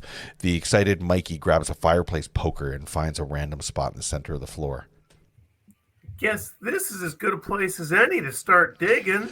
He raises the poker stick in the air. He brings it down hard on the concrete floor. Wham! The poker doesn't make a dent. Instead, it sends a reverberating slock through Mikey's body. His teeth begin to chatter. Brand's shaking his head. Are you sure you're not adopted? Are you from the same family? Glances to Andy, who desperately wants to leave. Come on, Mikey. You're embarrassing me. There's nothing buried under here. Damn it. This is the 20th century. Hey, I know how to get through the cement. Put Hershey's all over the floor. Let Chunk eat through it. Okay, Mouth! That's all I can stand! And I can't stand no more! Chunk's sudden movement causes the Sparklet's container to tilt. It falls off and smashes on the floor into a million pieces. The water flows across the floor and trickling into the open fireplace. Several seconds pass before the water hits the fireplace bottom. Mikey pauses. Listen. What? Click, click, click. Trickle, trickle. Big wow. Ooh. No, Fancy. it's deep. That There must backfired. be some kind of opening or a passageway. The kids dash to the fireplace. Brand pushes Oh my Mikey God. out of the way. What? They never did this next part in the movie, and if they did, I probably would have laughed. Oh, why are you reading ahead? What's going on here? He I burns can't help his hand. it. ADHD. Does Brand, it. Sorry. Brand drops the log and lets it out a yelp. Mikey looks at Brand, shaking his head. Brand, you sure we're not adopted? Are we from the same family? Come on. You're embarrassing me. Brand grumbles, takes off his shirt. He wraps his hands with his shirt. He begins to remove the fiery hot logs from the fireplace. With all the logs removed, only a section of black rusted steel grating remains. He removes it. A few feet below the fireplace is lined with ancient bricks and pieces of rock and earth. He begins to pounce on the bricks, trying to break through. Chunk is looking around, his eyes alight. He's discovered the freezer. He mumbles to himself, smiling. Huh. Wonder if they got chip witches. Yum. Those are good. Chunk grabs the freezer handle and pulls hard. It's jammed. He pulls again, still won't budge. Brand is stomping on the fireplace. It creaks, cracks. The brick's crumbling. He gives a hard stomp, a loud crack. Brand's foot shoots through up to his knee. An opening. The boys help Brand out of the fireplace. Suddenly, a loud noise rocks the room. Data has turned on the printing press. A freshly printed sheet rolls out of the press. The sheet is filled with perfectly printed counterfeit $50 bills. Oh, they ended up editing in that where he's running around going $50 bill, $50 bill. I think you're right. Yeah, you're right. This is 100 anyway. $50 bill. Come on, guys. Hey guys, check it out. Yeah, that's boring now. Everyone hurries to data, save for Chunk. He's still pulling at the freezer handle. Bogus bills. I know these people. Oh, sorry. I knew those people were from the ozone. Steph comes up with a horrible realization. She grabs the photo from the wall. Oh God, I knew I recognized these faces. The Fratelli mob. Still pulling at the jammed freezer, Chunk calls back to the boys. Why would the bad guys put a photo of themselves up on the wall? That doesn't make sense. Ego. Yeah, that's true. See? You guys never believe me. And now look what you got ourselves into. Suddenly, the freezer handle snaps. The freezer door shoots open. A dead body stands there, frozen, eyes wide open, and one of the two men in dark suits who we saw enter the restaurant earlier. The man's bound and gagged. The FBI badge is pinned to his lapel. His bullet hole is through his forehead. The stiff is halfway zipped into a green plastic bag. The body falls forward. Chunk jumps back. The stiff hits the floor. Slam! The kids let out a simultaneous scream. Scream? They dash out of the room. Yikes. They dash out of the room, by the way. Lighthouse basement. The goon kids run down the hallway. Suddenly a noise. The kids stop dead in their tracks at the foot of the stairs. Brand mentions to them, shh. We hear the sound of voices, familiar voices. Mama, Jake, Francis, back home. The kids pause, breathless. We hear the basement door creak open. The kids look up at the top of the stairs. The long, menacing shadows of Mama and the two boys appear on the wall, heading into the basement. The kids turn, sprinting to the counterfeit room. The kids run back inside, panicked. Mikey uses his mist. Chunk is scared to death. Mommy! Daddy! Uncle Warmer! Oh, Jesus. Oh, baby Jesus. You know the way I like my Jesus. Andy crossed himself. Chunk sees this, tries to cross himself. Instead, outlines a starved David over his entire chest and stomach. What are you doing? I'm not supposed to do the cross. I'm Jewish. I'm doing the star. It's got a points and 6 points in it. What do we do? Put it back in the freezer. Put it back. Mike and the Goonies rush over to help Chunk, who's already lifting the body, and put it back. The kids stand back, lifting it up. The voice of Mom and the boys are getting closer. Hail Mary, full of grace, the Lord is with thee. Hail Mary, full of grace, the Lord is with thee. He's so cold. Andy, help us. Hail Mary, full of grace, the Lord is with thee. None of this is in this, by the way. No. The kids lift the body to its... I see why it was cut. They hurriedly push into the freezer. Clumsily, Chunk still lands in front of the body. He's pushed into the freezer with the body. The kids close the latch of the freezer door. They run to the fireplace. Freezer. Chunk is frozen, face to chest with the corpse. He tries to scream for help. He's too scared, speechless. The corpse begins to slide down his body until he's face to face with him. Kitchen. Mikey leads everyone to the fireplace. He kicks away the few loose boards. Mikey grabs one of the fireplace tools, a metal shovel. He motions to the kids to crawl into the fireplace. One by one, the kids hurriedly crawl to the passageway. Brand is hesitant. Jeez, looks kind of small. Oh, yeah? Like the elevator. Remember? I told you to shut up about that. Brand is interrupted by Mama and the boys' voices, getting closer, clearer. He quickly crawls into the fireplace. Mikey's the last to crawl inside. He gathers the grating and logs. Once inside the fireplace, Mikey puts the grating and logs back in place over his head. Mama and the boys enter. Mama and the boys. Fireplace. Mama. Using Andy's lighter, Mikey restarts the fire over his head. Oh, that's unfortunate. Jake moves to open the freezer door, and Mama spots the broken water cooler. Things are not the way they left them. Mama snaps at the others. Let's go check your brother. Jake moves from the freezer. Mama and the boys hurry out of the room. Mama and the Boys, by the way, is a great band name. Yeah. Mama, let 'em play. Mama and the boys. Mama. We hear Mama's voice. Better not have busted those chains again. Ain't gonna go back to the zoo for another set. The zoo. The Goonies watch through the fireplace grating. Suddenly, the freezer door slowly opens. Chunk steps out from behind the corpse. He dashes to the fireplace and whispers to the kids. Come on, guys. Let me in. Let me in. Nice. No. You gotta get out. Get the police.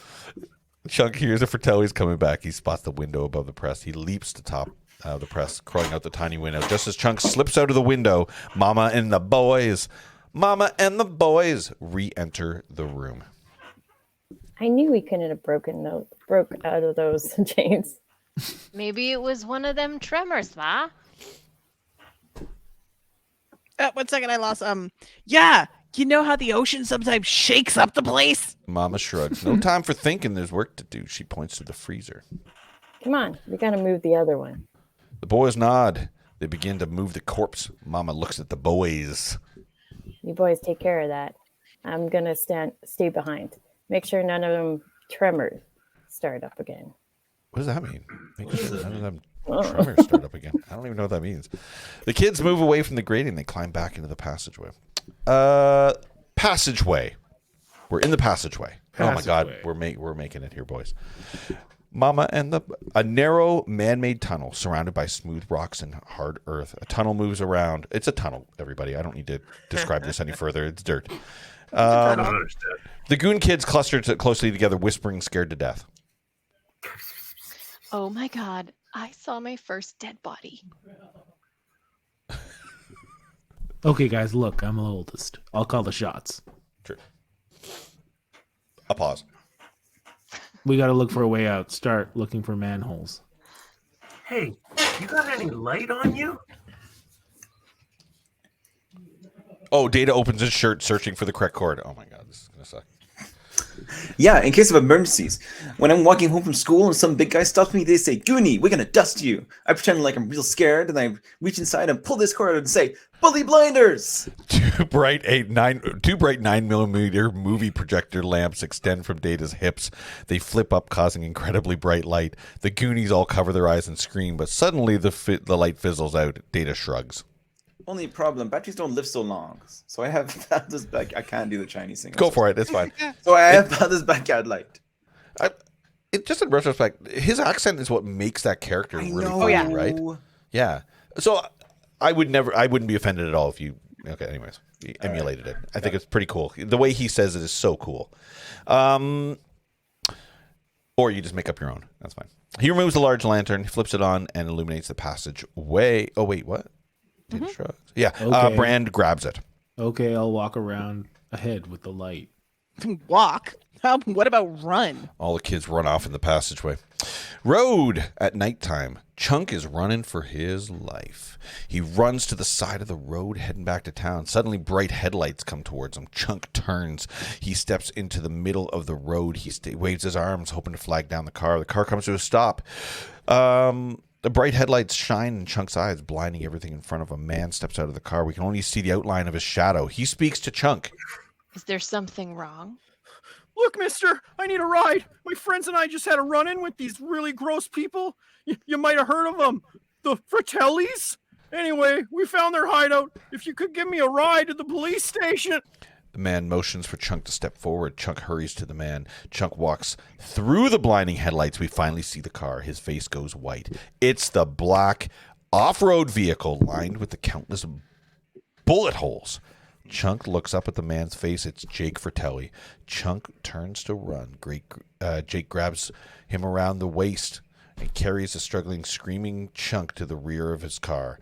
What? These guys are terrible. Jake opens the false door. But in the movie, he's singing in like Italian or something, isn't he? Yeah. We must improv that. No, I think that he does that in the restaurant when he's bringing the food. He does it in the car. Because Francis grabs him and throws him in the back while Jake's singing in the front seat. Oh, you might be right. Yeah. Francis is also here. He and Jake drive off. So Chunk is now hostage. Chunk, again, lies face to face with the FBI corpse. Chunk is frozen with fear. Tunnel under the water pipes. Brad moves forward, holding a lantern. The kids around the corner come upon the odd sight. A large cluster of twisted metal pipes running along the cavern. Rusted pipes dangle a few feet. Warm and cold light seeps down from the surface surrounding the pipes. Steph nudges mouth. Your old man's a plumber. What kind of pipes are those? Nice. Gas pipes, electrical, sewage, plumbing, hot water, cold water, pressure pipes. What? Water pipes? Hey, you think if we started banging on them, somebody upstairs might hear? He gives a nod. He pulls the wrench out of his pocket, and the other kids pick up from the ground. They begin to rap on the pipes. Hillside Country Club. We're going to the country club, folks. It's the Hillside Residents Private Club. Tunnel under the water pipes.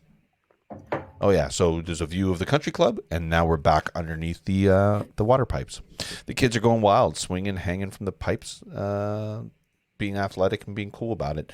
Brand hangs upside down. They're thinking it's a gymnasium situation. Works hard at unscrewing one particular pipe. Country club. 3 overweight pink club members are taking a shower. Ugh. The kids are still pulling and tangling at the pipes. The pipes are twisted and tangling. The pipes are moving by themselves. Country club. The man reaches out to turn down the cold water before his hand can touch it. The spigot is moved into the wall. So this is a hilarious little moment in the movie. Pulled into the wall. They're playing with all the pipes and things are happening up in the country club. He looks around. Suddenly, one by one, all the shower heads disappear into the wall. The confused members stare at the wall. The bloated bodies covered with soap. Oh, gross. Suddenly, a feasted brown backwash explodes from the holes on the wall. Oh my god, okay, this is all unnecessary. The dash out the shower room, scared to death. Putting green, a tennis player pauses, getting a drink from the fountain. I'm going to give you one guess. Putting green. The water Tennis player. moves around. He leans down to the fountain and it goes. The fountain suddenly shoots upward. We're doing this for Candace's sake, by the way. We're explaining all of this for Candace's sake. The fountain moves up and down. They're moving all the pipes down below the ground. And everything is being funny up in the country club, moving around because that's what happens. Tunnel under the pipes. The pipes are moving. A tangled mess of leaking, spraying water absolutely everywhere. Suddenly, all the pipes begin to move faster, bouncing. Steam and water hiss and spray. What's happening? Reverse pressure! Let's get out of here! Country club. Troy goes to the stall. A low rumbling can be heard. He drops his pants. And Troy, by the way, goes to the stall. He drops his pants and sits down on the commode. Toilet. Immediately, an explosion of toilet water blows him off his seat. By the way, that's a hilarious thing where he goes like 10 feet in the air. Does he scream Goonies or something? Well, wait for it. Hold on. No, it doesn't happen in the script. No, it happens later. That's later. Burying the lead. Spoilers. The kids walk away defeated, out of breath, sweating. Brand shakes his head. Jeez. You think somebody would have noticed? Maybe he called for his mommy or he said something ridiculous. Deadly Souls, good to see you. Deadly Souls. Hello. Let me just check something quick here. By the way, we got a hydrate 2 hours ago, and I didn't even look at it. Wow. It's everybody take a sip of what you got going on. I think we took a sip. Sociables. Yeah. All right, Cam. You're coming up to a very important scene. And we should probably do this as well. This. This is how we do it. Hey, I never asked you. Yeah. You like guacamole? Oh God! Run! Neon Pop, thanks for the follow, by the way, and a few Neon other people Pop. right before the stream. There's a whole bunch of follows, but one a few minutes ago. Do you like guacamole? Who doesn't like guacamole? Lighthouse basement. Oh, you didn't take a sip, Deadly. So Catherine, did you take a sip? I got it. I That's saw the it. I'm sipping. Can you sip? Hold on, I feel like I didn't really either. Oh wow. That was Okay, a we're good. glug. That was a glug. Glug. Lighthouse basement again. Am I led to believe that with omit, it means they did not put that in here? They could have seen, Okay. but like an entire They cut scene. that. See, it's scene 92 and 93. Oh, I see what they did. Okay, yeah, I see. Perfect. I see that now. Yeah. Those two scenes are In this gone. edit. 94 is still in. 94 is still in. We're still in, folks. Close up, Hamilton Beach blender. A hand comes into frame holding the large eggplant. Oh my god, I hated this part. The eggplant is placed into the blender. The blender liquefy switch is hit. The eggplant is pushed into the blender. The eggplant is crushed, turned to mush at the bottom to the top. We hear Mama's voiceover as the eggplant is crushed. First, we'll start with your pudgy little fingers, then your round little hands, then your fleshy arm. Camera pulls back. It's a Fratelli basement. Francis is holding the eggplant and controlling the blender. Jake is holding the gun to Chunk's hand. Chunk is nervous, sweating, tied to the chair by an extension cord. Mama stands in front of Chunk, spewing out threats. Mama nods for Sal to turn off the blender. Mama looks back at Chunk. Now, you gonna tell me where your little friends are? In the fireplace! Don't lie to me, boy. Honest, we got this map from Mikey's dad. Said that underneath this place there's a buried treasure. Don't give us any of your bullshit stories. We want the truth. Spill your guts. Tell us everything. Everything. Okay. In the 3rd grade, I cheated on my history exam. In 4th grade, I stole my uncle's toupee and glued it on my face when I played one of the wise men in school Christmas play. In 5th grade, I pushed my brother down the stairs and blamed it on the dog. Mom and the boys look at each other. They can't. That's my favorite part. Chester Copperpot Tunnel. This is where we are now. They can't even get a word in, by the way. Chester Copperpot Tunnel. Close up, passage floor. They buried the lead by calling it Chester Copperpot Tunnel because, spoilers, we meet Chester Copperpot. Close up, passage floor, tracking shot. The light beam illuminates an uneven floor covered in jutting rocks with sudden inclines and declines. We see a gum wrapper and a metal cigar tube and a mildewed, dog-eared Bible scattered across the floor. We see the Goonies making their way through the passageway. They are still incredibly frightened. Andy is still muttering her prayers. Mikey picks up a discarded gum wrapper. Uh-oh. Maybe somebody else was here before us. Maybe they're still here. Maybe we better hope they're not. 10 minutes ago, Troy was looking down my shirt. And there's nothing wrong with that, is there? If I hadn't acted so vain, I'd still be cruising the coast with Troy. I have a terrific body. Why shouldn't boys look all they want? Oh, God. I mean, how many more years do I get before I ... before I ... before I start looking like him? Yep, this is aged well. This is a very well-aged film. Great. Just great. Early 80s, by the way, just spoilers. Yes. Camera pans to where Andy is pointing. A decayed skeleton is laying. By the way, she probably only has a few years after that anyway, so she probably should take advantage of that. Mikey looks up at the ceiling. He sees a length of boulders hanging from chains in the ceiling. The skeleton is obviously a victim of some sort with a booby trap. Suddenly, somebody makes a realization, and he talks to himself. Mikey makes the realization. He talks to himself. You did this, One-Eyed Willie, didn't you? This isn't one of your tricks. You would have gone to all this trouble unless you were hiding something. Would you, Willie? The other Goonies slowly gather around the miner's body. He's the skeleton's dressed in miner's clothes, not a child's clothes. A miner meaning, you know what I mean. He's wearing a miner's hat, equipped with several tools. Shovel, not a child. The Goonies stare in shock, frightened. Mikey opens the map and to look for another way out. The other kids move towards the body. Data makes a realization. This must be Chester Copperpot. Who? The last guy went looking for the rich stuff. They say he went in but never came out. That was back in 1935.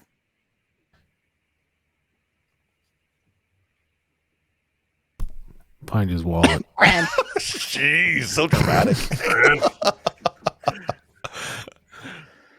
Mouth. Did he say find his wallet? Oh, yeah, he said found a wallet. He was dramatically hear that. at the end. Say it again, Like, Danny. I ain't finding his wallet. Nudge All right. Steph. You find his wallet. Steph sighs and decides to look for his wallet. She slowly reaches in the skeleton's trousers. She removes the wallet, but the skeleton's hand lodges on the wallet. Steph tries to pull back the wallet, but the skeleton hands pulls back. A tug of war. That's so unlikely. Steph finally breaks the wallet free. She opens it up to check. It reads Chester Copperpot. The kids look at each other frightened. Oh, God. If he didn't make it out, and he was supposed to be an expert, what about us? Data walks behind everyone. He pulls a cord on his chest, and a couple dozen small red items automatically pop out into his hand. Mikey notices, but he looks at Data. What What are you doing? I'm setting booby traps. They cut this part. This is different, right? Yeah, I feel like it is.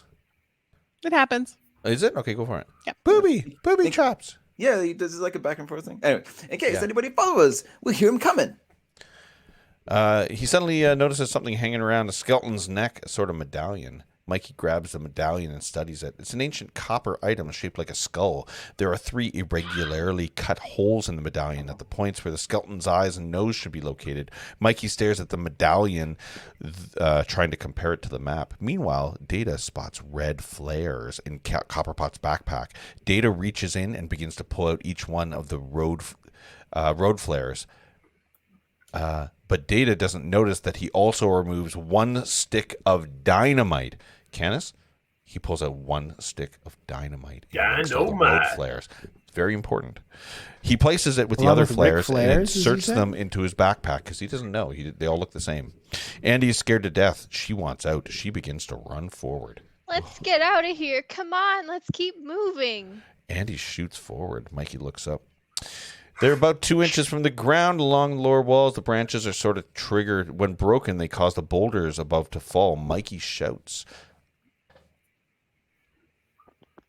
Andy, stop!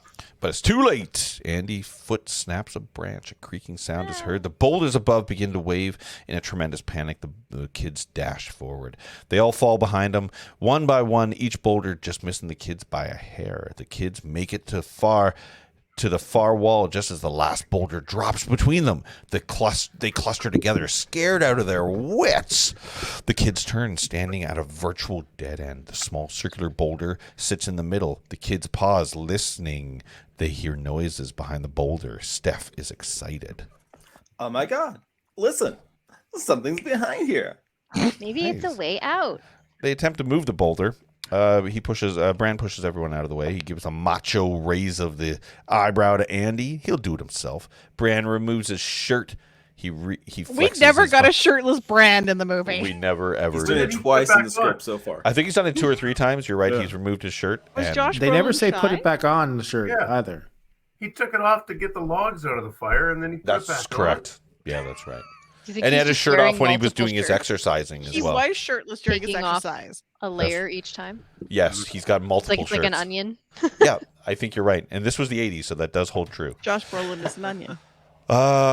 Brand moves his shirt. He flexes his muscles. Andy blushes. I don't know if you know. Andy blushed at his muscles. Mouth whispers to Data. Look at him showing off his Andy pecs and Andy seps. In the background, Mikey tries to make a muscle, but nothing happens. They pull with all their strength to the boulder. The boulder begins to move. They grumble. The grumble sound of the rock is heard. Mikey watches, proud of his brother. Andy stares at Brand's muscular body. Brand finally manages to pull out the boulders. Oh my God, he's so sexy. The kids congratulate and applaud Brand. The kids poke their heads into the new opening. There's nothing but darkness. But there is that sound. It's the sound of squeaking, flapping wings. The kids look at each other puzzled. Can you all guess what it is? Brand leans his head into the hole, craning it as far as he can, stretching his eyeballs to see. Hello? Hello? Anybody home? Screech and whistling sound, and then black-winged creature with sharp teeth and red eyes explodes into the camera. Bats! Hundreds of bats blast past the kids. How are they surviving in there? Oh my God. The bats attack. Plus it would smell so bad. The bats attack frenzied. So bats happen here. The bats racing through the passageway at the same direction that the kids came from. The creature move like a black cloud of locusts. Lighthouse basement. Chunk is crying his eyes out. Tears coming down his face. And Mom and the boys are listening. They're fascinated. He makes one last hysterical confession. but the worst thing I ever done, I mixed up this fake puke at home. I went into this movie theater and I hid the puke in my jacket. Climbed into the balcony and I made a sound like this. Then I dumped it over the side, and all the people in the audience, then the people started getting sick, throwing up all over each other. Oh, it was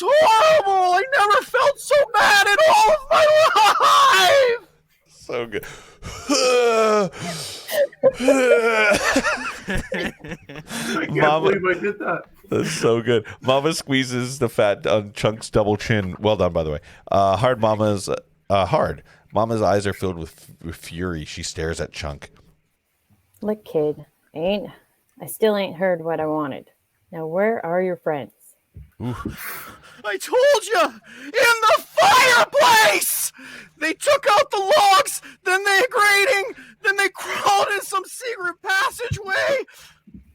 Then they put the grating and the logs back and started on up the fire inside?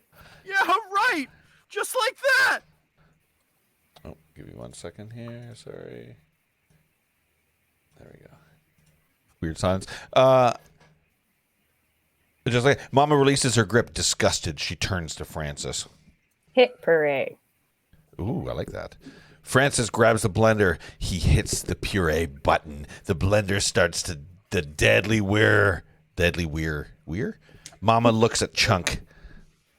Now, do I get the truth or do you get juiced?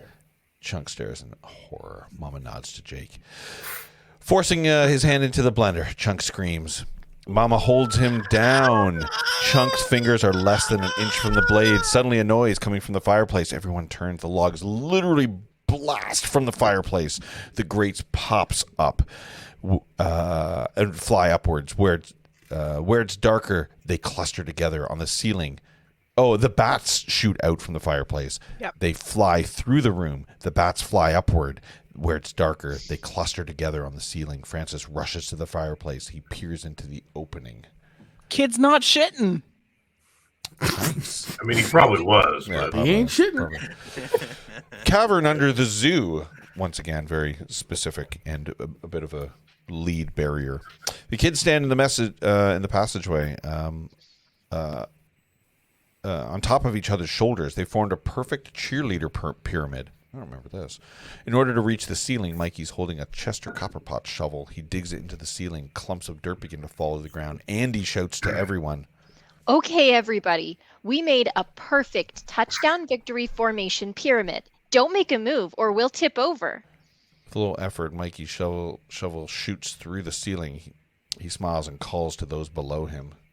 hey, we're pretty close to the surface. Yikes. Cauldron Point Zoo. Oh my God, we're back. Meanwhile, at the zoo. Oh, it was your cat. Well, it's got to be your cat. Close-up sign camera pans to the sign-fenced grassy area. Two gorillas, Bozo and Bertha. Then we're back to the gorillas. Bozo drives a little red convertible pedal car as it shows off to Bertha, who looks sweet and demure with a little pink ribbon and zookeepers have put her in the hair. Mikey continues to dig through the ceiling. Clumps of dirt? Really? Bozo gets out of his pedal car and begins to groom Bertha. Bertha grooms back. Bozo, he immediately moves around to the back of Bertha, who reacts with a mock ladylike surprise. Yikers. Bozo's feet. The shovel digs through, missing Bozo's foot by inches. They did actually dig up into the zoo. Apparently. Candace, this wasn't in it. A Bozo making his move. He mounts Bertha. A moment later, the ground opens up, and Bozo is sucked underground and out of sight. Bertha almost speaks. She says, "Huh?" The gorilla falls to the ground, slam. The pyramid collapses. The shocked kids scream. Bozo gets to his feet, catching his breath. Bozo, by the way, is an ape, right? It's a gorilla? Mm-hmm. Catching his breath, the gorilla sees the kids. He looks up and remembers what he's doing. He growls. The kids turn and run, dashing further off into the tunnel. Outraged, Bozo climbs back up the hole, back into his cage. What the hell? This is dumb. Okay. I'm glad they cut that. Andrew, your script is way better than this script. Thanks, man. But I want to add gorillas to it. Yeah, please don't. Please don't. Gorillas. Gorillas have a sexy time. 15-minute countdown here. The door is open. We should be filled. The kitchen cupboard door. The door opens. What should be filled with kitchen utensils. Oh, you know what? I have an idea. No. Okay. I was going to say. I'm going to give you guys two options here. Okay? we can either just continue on till we end in the next 15 minutes, or do you want to skip to the end and pick the last 10 or 15 pages?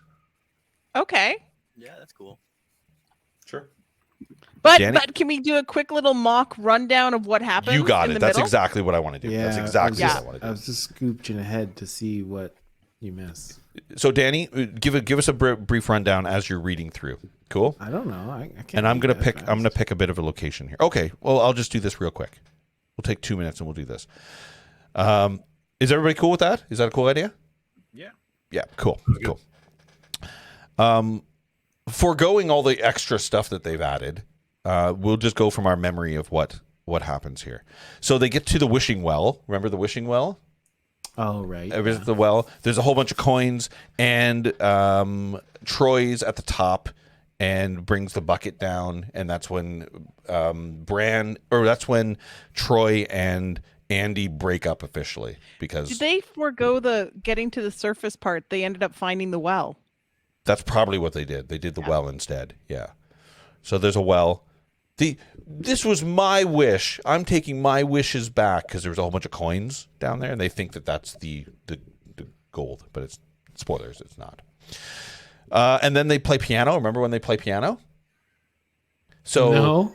yeah, Yep. there's the organ. So The they floor have to falls play away. the right chords on the organ, and if they play the wrong chords, then the floor gives out.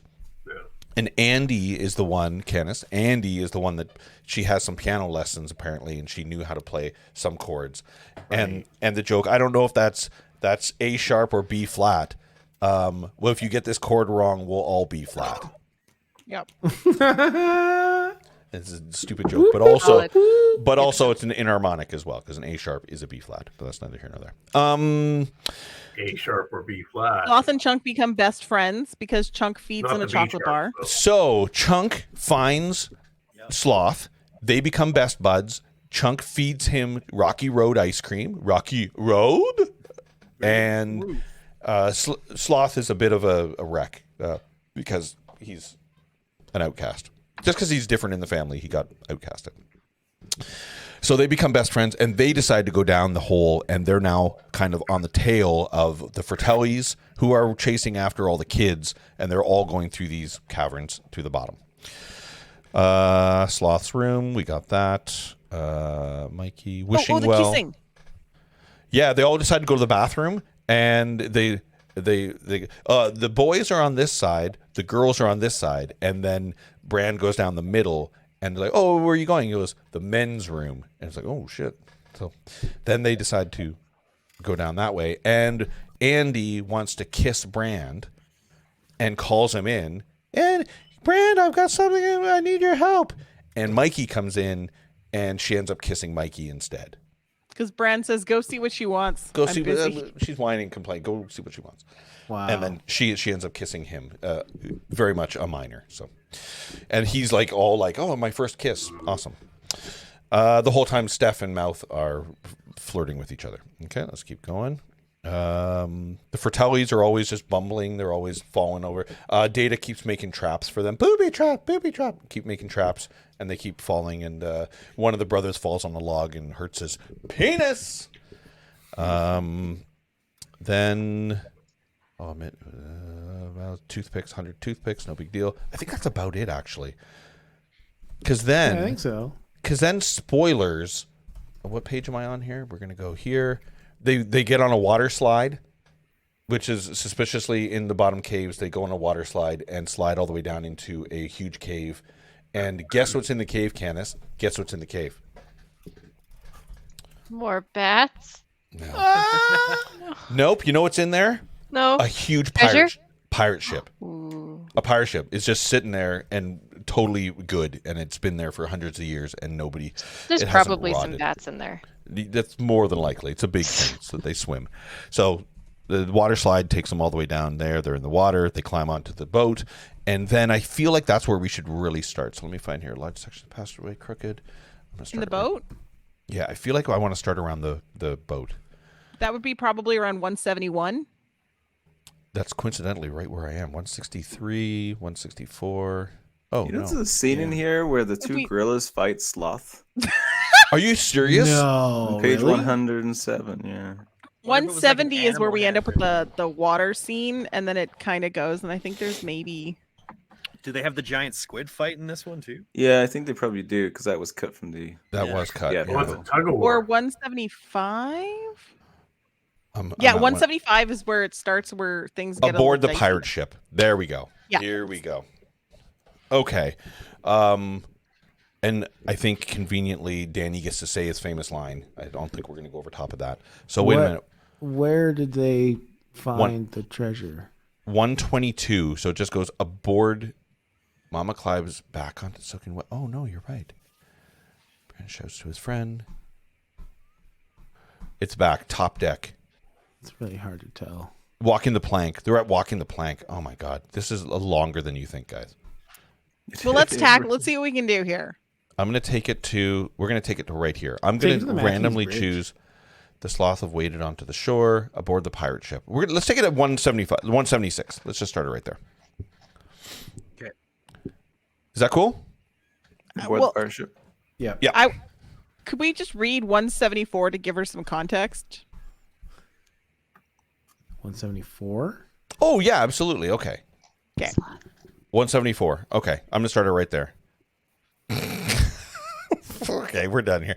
174. Sloth swings down from the ship's mast. By the way, they all meet up on the ship at this point. They all meet up on the ship. Sloth swings down from the pirate's mast. He's dressed in a bright pirate clothing. His sword is strapped to his waist. Sloth emits another loud scream before Mouth and Steph hit the water. Sloth scoops them up, saving their lives, carrying Mouth and Steph under his arm. What does he yell, Danny? Bangarang! Nah, I don't think he yells that. No. Sloth scoops him up. Sloth swings back onto the deck and safely brings him back. Sloth is a good guy, by the way. Now. Sloth turns to Mama and the boys. Sloth growls. He doesn't like how he's being. He flexes his muscles. His shirt begins to rip, tear. For the first time, we see that Sloth has an incredible muscular body. Good Lord. He is transformed from a grotesque creature into a virtual superhero. Steph stares at Sloth, awestruck. Hunk City. With everyone's attention focused on Sloth, Chunk sneakily climbs over the ship's side. His torn, tattered clothes, they're shocked to see him. Oh, Chunk? Captain Chunk! Oh, Chunk begins to untie the kids. Meanwhile, Mama points to Sloth. He snaps at Francis and Jake. Get him. The two come at Sloth, the swords extended. They chase around him and they play tug of war and they get they tie up Sloth. Francis' head breaks through the woman's figure. Oh my god, this creates a bizarre, shapely body. Chunk still unties the kids. Mikey works with them, speeding up the process. Sloth continues his sword fight with Jake. Sloth fights like the expert pirates he's seen on TV. Pinches of peril! Oh god, Data fires his clapping teeth. The Sloth grabs the sword from Jake's hand and breaks it into two. Sloth throws a hard punch at Jake's jaw. The powerful punch sends Jake flying across the deck floor. He skids into the pyramid of cannonballs. Conk, he's out cold. Chunk unties all the kids. They run to the side of the ship. Beneath them, Andy and Brand wade in the water. Brand shouts to his friends. Brand.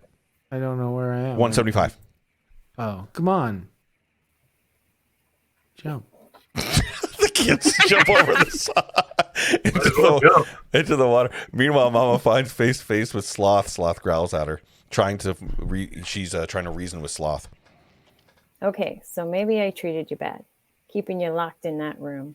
It was for your own good. Sloth gives a louder growl. Mama pleads, frightened. I ain't always been bad to you. Don't you remember? When you were a little one, I'd sing you to sleep. Oh, The man. Sloth. I'll sing you sleep. Sloth grabs the sword from Mama. He throws it overboard, picks up Mama in his arms, ready to throw her overboard. He begins to sing. Rock-a-bye baby on the treetop. When the wind blows, the cradle will rock.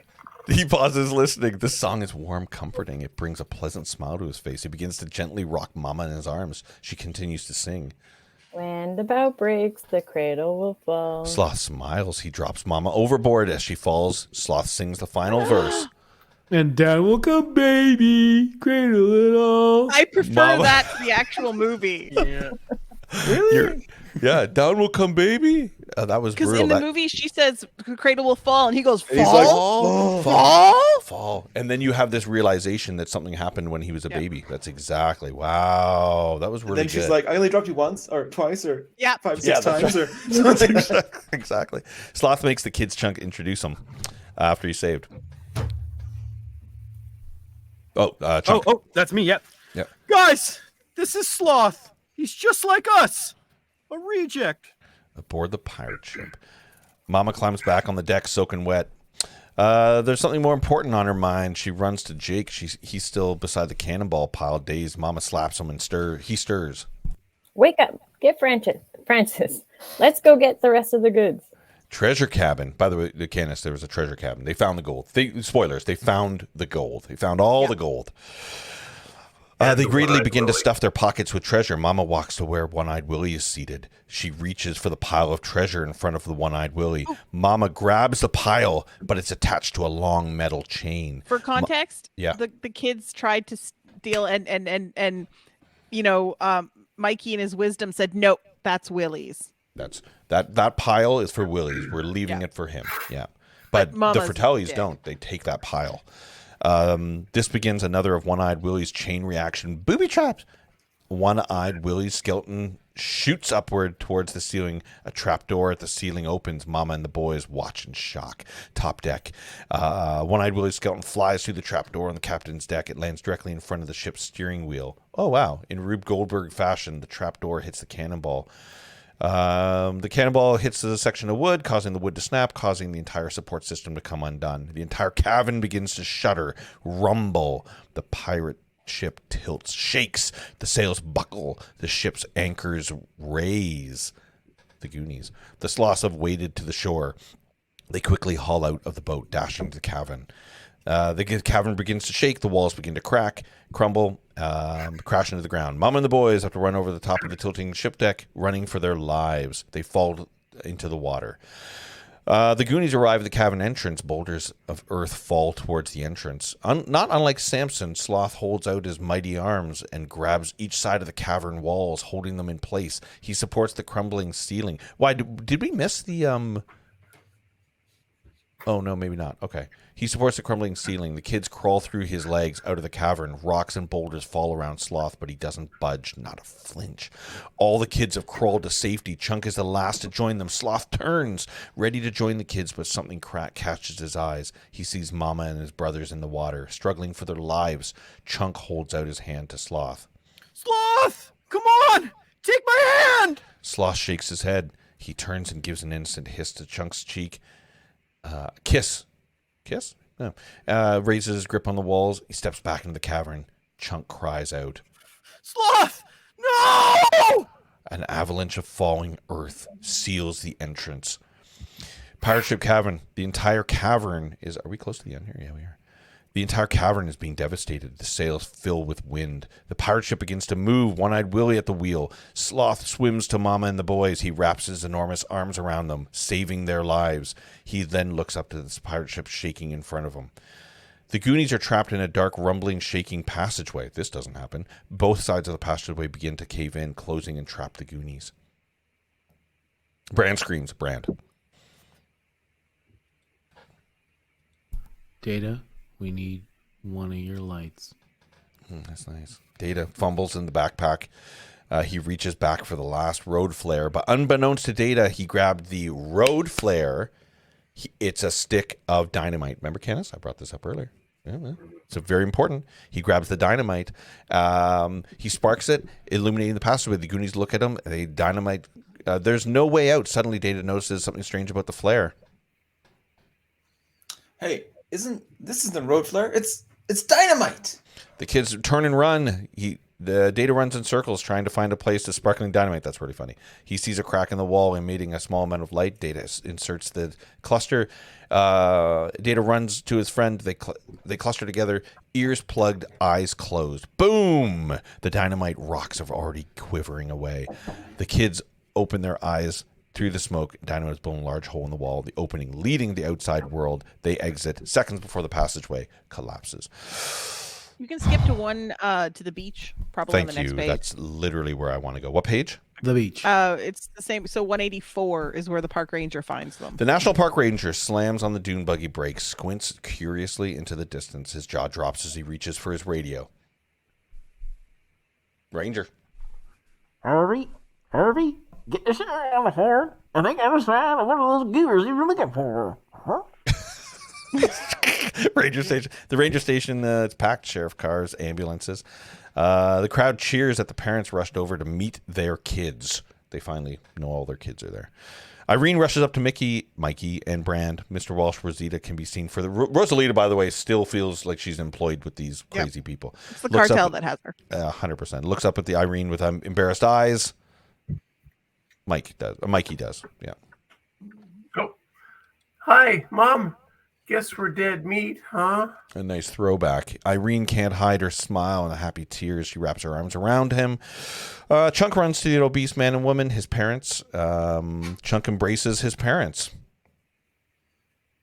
Lawrence, we were so worried. Here, darling, I wrapped supper for you. It's your favorite.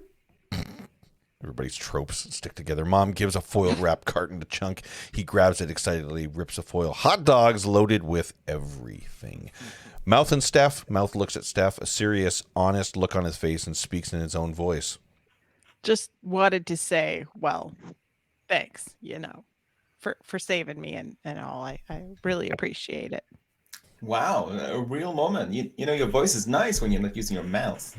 Ooh. Your face is pretty when you blur your eyes. Ooh, that's love at first sight. That was the love story that we were all hoping for, was Mouth and Steph. That was really good. Yep. Bran walks up. Everybody watching. Oh yeah, watching, smiling. Andy turns to Mikey, a warm smile on her face. Yeah, Mikey, you just keep kissing girls the way you do, and the parts of you that don't work so good are gonna catch up with the parts that do. Pretty good, huh? Because she's figured out at this point that it was Mikey she kissed and not Bran. Yeah. So And Brandon and Andy have already made out in front of Mikey, making him feel pretty bad. So very true. Yeah. Wow. They walk away together. Family. They follow. Brand gives. Goonie? Yeah. You bet your sweet ass. Who, mama? She grabs Bran and kisses him. Mikey stands a few feet away, watching alone, jealous. He begins to cough. He throws away his breathalyzer because he doesn't need it anymore. He's all grown up now. Through the crowd, Mr. Walsh noticed, smiles proudly. Suddenly, everyone is interrupted with a group of policemen rush the shore. Angle on Sloth. Sloth walks out of the ocean, dragging waterlogged Mama, Jake, and Francis. The police quickly take Mama and the boys into custody. Chunk's eyes light up seeing Sloth and runs to hold it, holding out a carton of hot dogs. Sloth! Sloth!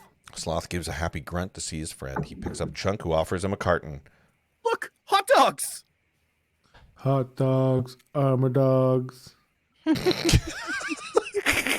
Sloth doesn't talk. Sloth devours a giant hot. I'm glad they cut his lines in a single gulp. Parents watched horrified. He's my new best friend.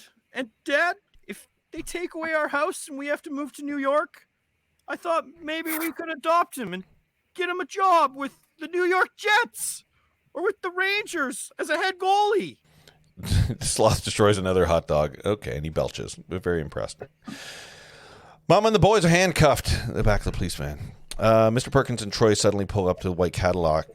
Troy shows up, by the way. They get out quickly, approaching and stands on the edge of the crowd with Mikey and advances aggressively, waving a piece of paper. Today's the day, Walsh, so let's get this over with. Your host is blocking the start of the new first fairway, so I've decided to begin the demolition with you. Oh. If you could just hold off for a bit, Mr. Perkins, maybe I could find. Oh, come on, old man. My daddy doesn't have all day. There's 50 more houses to destroy after yours. What a prick. Ugh. Sheriff, you come on over here and witness this. This is minor so interjection. different. There's a lot of pages of Troy and his dad just being dicks, talking about how they're going to win everything. You literally beat me to it. I was going to say, can we skip ahead here? That is... Let's skip to Wait. Can I suggest? Yeah. PJ, skip to 212. 212? You yeah. beat me to You will it. not be Okay. disappointed. You will not be disappointed. This is so ridiculous. This is stupid. I realize we're over. If you guys are cool hanging out for a tiny bit, we're going to keep going here. Angle on gorillas and red Mustang, their POV. I don't know what this means, but let's read. The red Mustang careens into the parking lot at a high speed. The gorilla's behind the wheel. It heads straight for the crowd, spinning at the last second, squealing sideways, crashing to the side of Mr. Perkins' white Cadillac. Daddy, your new car. The gorillas scream back at Troy with equal excitement, covering their eyes. Bonzo whips the car into reverse, roars off the crowd, and bystanders dive for safety. Driving a fucking car?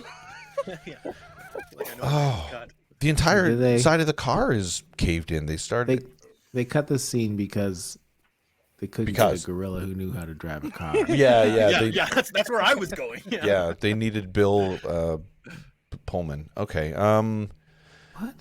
No, I got nothing. Angle. Can I skip forward here, please? Yeah, skip to the end of 214. Thank you. That's gleaming angle on Rosalita. Sloth basically coughs up a diamond. Basically what Sloth coughs up diamonds. Yeah. Is that what happens? That's not what happens in the movie, but that's what happened in the script here. A gleaming object ejects itself from his mouth. And then he pukes up a whole bunch more. And Rosalita picks up a giant sparkling diamond. I'm appreciating this. Runs Keep going. Over. Yes. And that's where we end up with, if you want to jump down to 219. That's where Data stands with his parents, his eyes glazed over. He looks off at Mouth, who stands with Steph nearby. I sure am going to miss being a Goonie. Heavy sigh. Mr. Walsh starts to put the pen to the paper. I literally have no idea where we are. Oh, we're at 219. We need Rosalita. Data. Rosalita. Wait, don't sign. Don't sign. Walsh looks up, ignoring Rosalita's voice as the crowd mumbles curiously. Don't sign. Don't sign. Back to Mouth and Steph. You speak Spanish? What's she saying? Don't sit down. No. Don't shoot. Don't throw up. Don't sign. Mr. Walsh has begun to write his signature. Mouth and Steph rush up. They all rush up. Everyone, don't sign. Mikey grabs a piece of paper, pulling a pen across its straight line. Mr. Perkins and Troy stared unbelievably as Rosalita. Probably true. Unbelievably, Rosalita holds up the diamond to a dumbfounded Mr. Walsh and. Hey, Goonies! Look!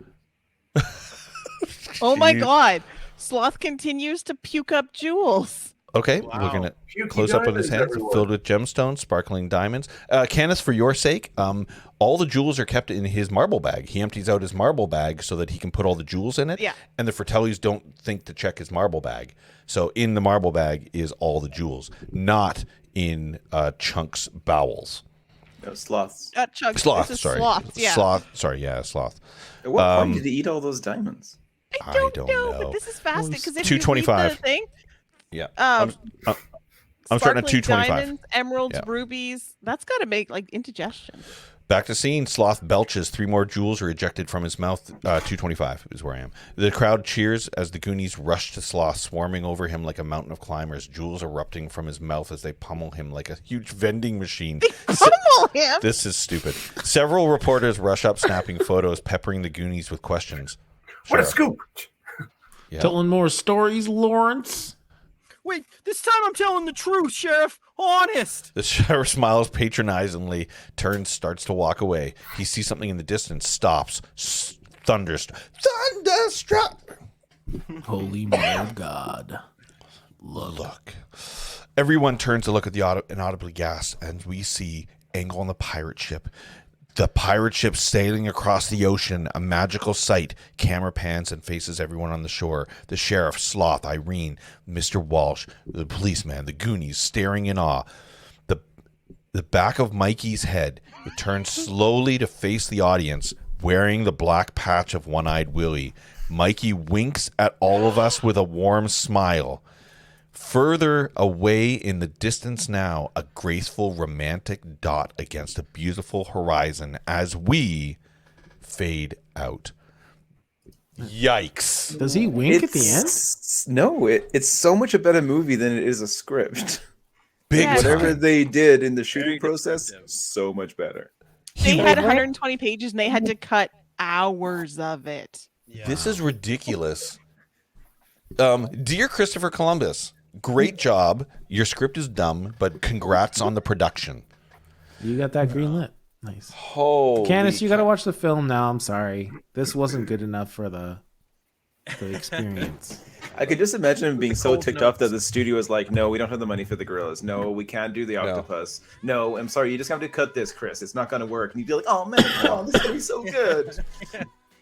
I was thinking of Bill Murray, by the way, is what I was thinking of, not Bill Pullman. Bill Murray. What was that movie where? No, What are I you don't remember that. talking about? I don't know what I'm I know talking the one about. you're talking about. I don't remember the name though. Yeah, I'm trying to think of it. Was it Maybe Gorilla? Trading Places? Was Trading Places? Oh, it was Trading Places on the train. Yeah, right? Yeah, I don't know if it was was. Bill Murray, but yeah. It wasn't. You think it was Dan Aykroyd. Yeah, but yeah, exactly. Yeah. And that was James Belushi, who was in the gorilla outfit. Perfect. Yeah, that's who it was. Oh. Okay, so I'm just in awe. so everybody, this went sideways super. I'm happy. I'm happy we ended it. Cool. There's a lot in the middle that we missed out on, but I think we cleared it up with everybody who cares. Yes? I think so. Everybody gets the I idea got of the some story. good clips that I threw in the Discord. Great. Nice. Awesome. Thank you.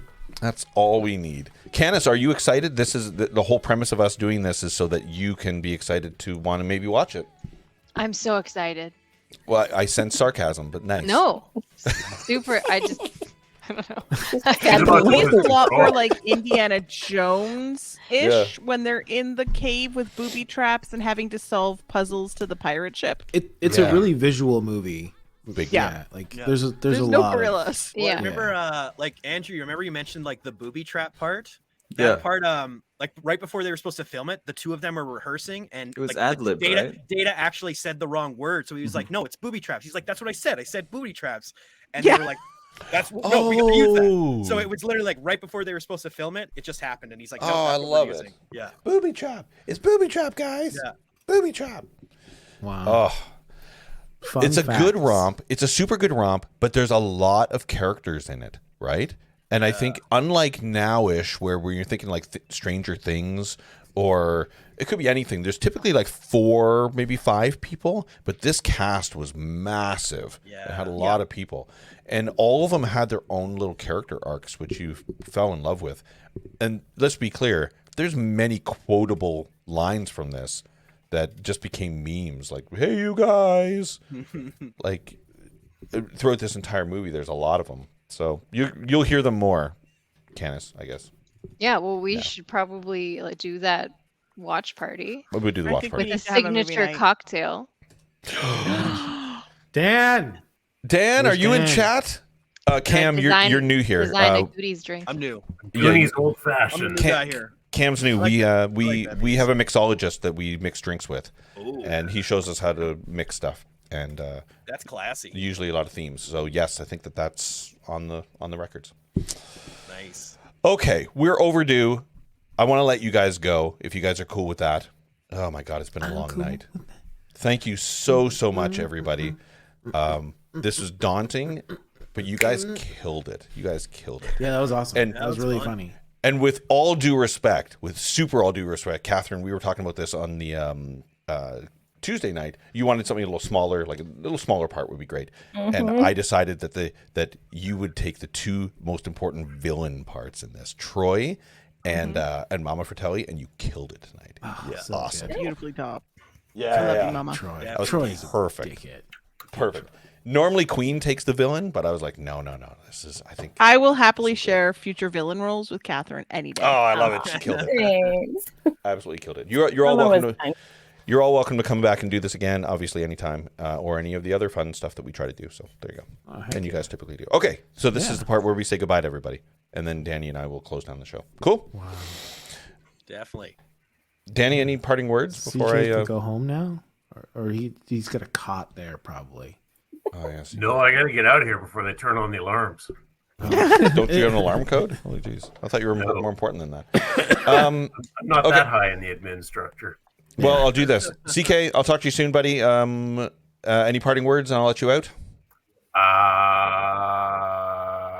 No. Bye. Cool. Nice. Let's do Canis. Any parting words? Anything going on? You're cool? I don't know. Oh Jesus. Oh baby Jesus. As Andy Baby said. Jesus. As, That's perfect. That's awesome. oh Jesus. I'll let Catherine out. Any parting words? Anything? No, thanks for having me. Yeah, thank you. Bye. Sweet. Who do I decide? You know what? Let's do Queen. Bye. Any words? I love you guys so much. When is Pentacon, by the way? Do we have a date yet? I can't release the dates because I have the contract. So Okay, it's in bye. October. October-ish. Oh, that's what we were talking about. I remember. Possibly the week before Halloween. Oh, stop giving away hints. You're the worst at that. Okay, love you lots. Talk to you soon. Bye. Thanks, bye. Nice. We'll let Buckley go next because Cam's the new guy, so we'll keep him. Thanks for hanging out, Buckley. New guy. Little baby Jesus. Buckley, you're awesome as usual, and it's awesome. And I'm so happy Catherine was part of it tonight as well. She's rad. Yeah. So very, very Yeah, cool. she's pretty cool. Yep. You should probably stick with her for a bit. She's Hi, pretty yeah, nice. I'll keep her around. Yeah. She's good for you. How about that?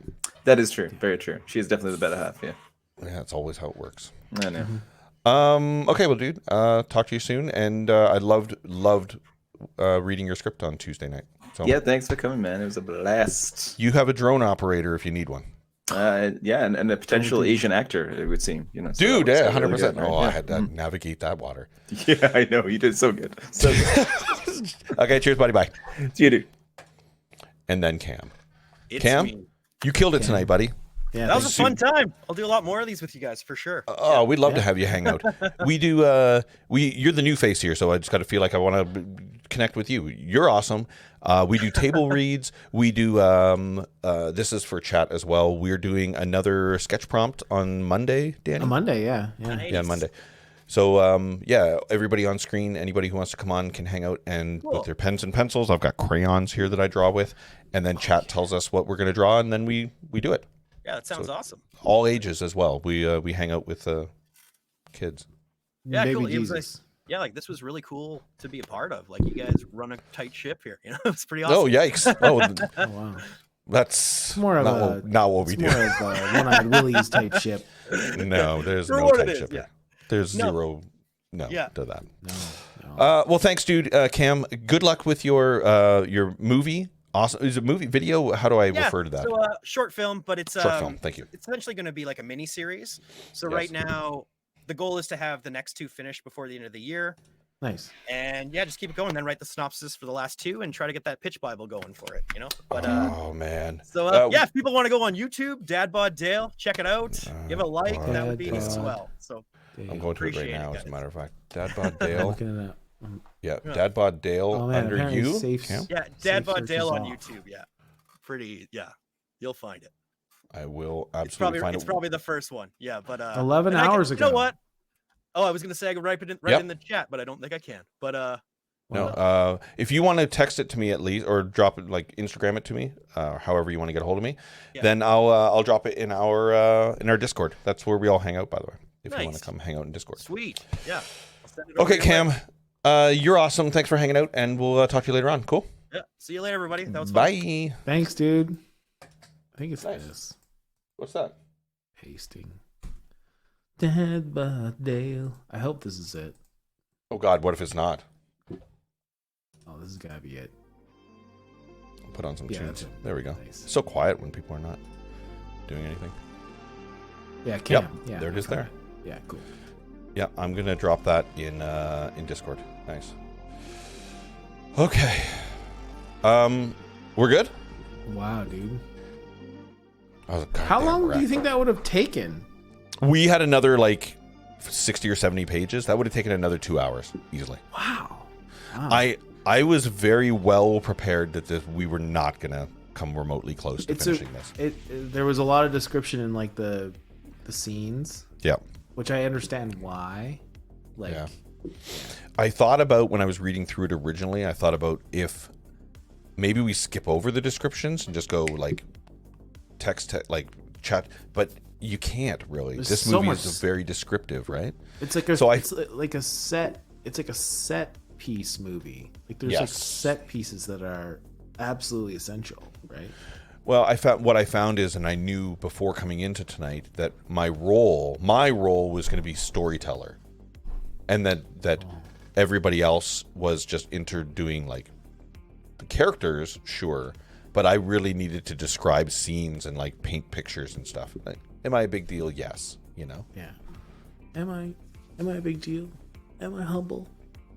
Yes. I'm like the best at being humble. Basically. Nah, probably. Okay. Wow. I appreciate good. That the was fun. intro, the Sean Astin intro as well. That was really funny. Good Lord. That was good. I legit was like, I'm gonna buy it. There was a second there where I was like, $500. Wait, for what?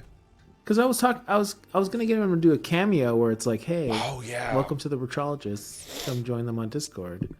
But it was way more expensive than I thought it would be. I would argue this though. If we said, I don't care who's watching, if we said it was a Fan Expo thing, we'd probably get a bit of a discount, if you know what I mean. Oh, really? Wow. I would think so. You think that's how it works? That's totally Actually, how it isn't it like in our contract that we're not allowed to talk to that guy? That's true. Yeah. We're not allowed to reach out to those people. Shit, you're right. Brap. Okay, I think we're done here. Yeah, Brep. Oh, there's a private chat message. Oh, I saw that. That's fine. Good deal. Nice. That was fun. That was fun as hell, dude. Dude, it's always a fucking train wreck. Such a train wreck. Wow. So good. Probably should Okay. I think we're good. Yeah, we're great, man. Oh, nice little Okay. sippy cup. Yeah. You sorry, got man. anything going on? Are you droning? You got things going on? Oh yeah. I've been droning, bro. Oh yeah. I went out droning today. It was It's windy as been- hell. It's been pissing rain here. Oh really? I literally haven't been able to go out at all. It's literally been just dumping. That's no fun. Oh, That's why you no. got to go inside. Can you do inside stuff? I'm not really into the inside thing. Weird. That's your deal. That is my deal. I'll let you. I can let you have that. I'm reminded. Outside. I'm reminded not so often that I can go high up with this drone. Because today I was flying in about some trees, like near some water line. I was like flying in some trees. And as usual, a family stopped and wanted to see what I was doing. So I was like, oh, here, check this out. And I was showing them it. And the little kid must have been maybe 6 or 7 years old. I let him play with the controller and he kind of moved it around. And then I'm like, oh, well, how about this? And I went, zzz, and made it go super up in the air. And I'm like, oh, yeah, I can do that. And I put the goggles on him and let him see from that perspective. It was pretty Oh, I neat. bet that'd be, yeah, for a kid. Mind blowing for his parents as well as the kid. But it only took a second for me to realize, oh, yeah, looking at like this tree is dumb. Let me make it go up, 100 meters in the sky. Watch this. Go I up always need that high, reminder, So No booby traps on my way out. Oh man, nice. we should do Oh, this don't one. we have a? What?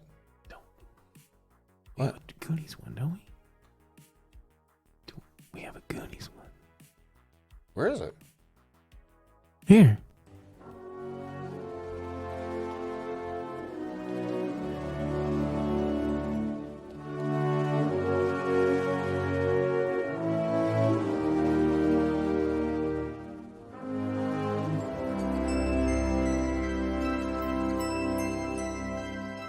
Staring at. Let's go, load up. Anything you can find in your pocket. Mikey, stop that. What? That's for the kids. Save that for The kids. anything else.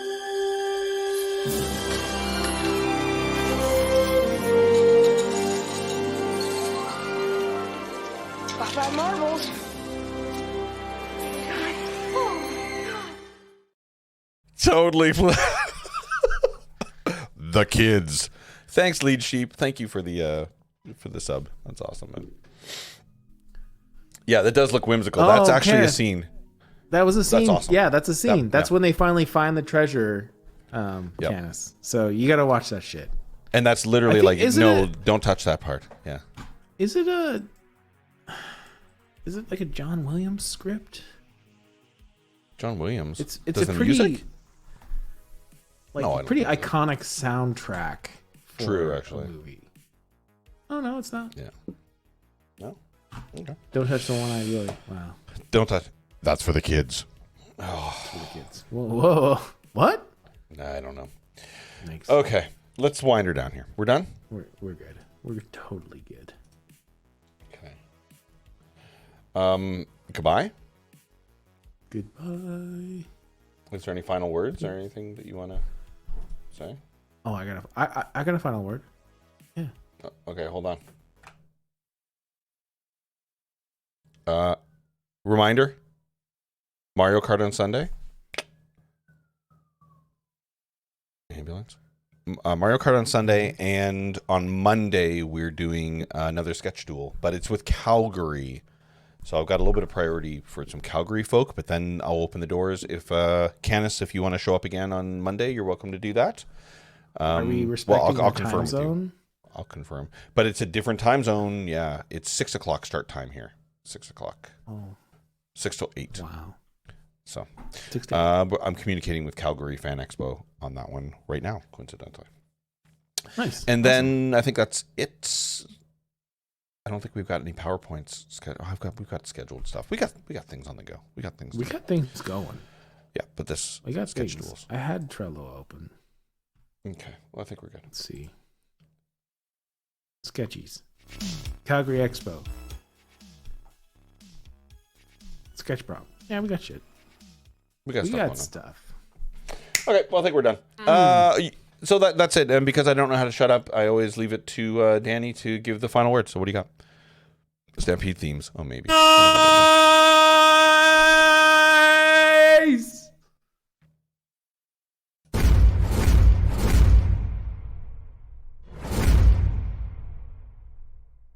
Thank you for all of you who are watching. Go to our Discord. If you want to join the streams, Discord is the best place to join our streams.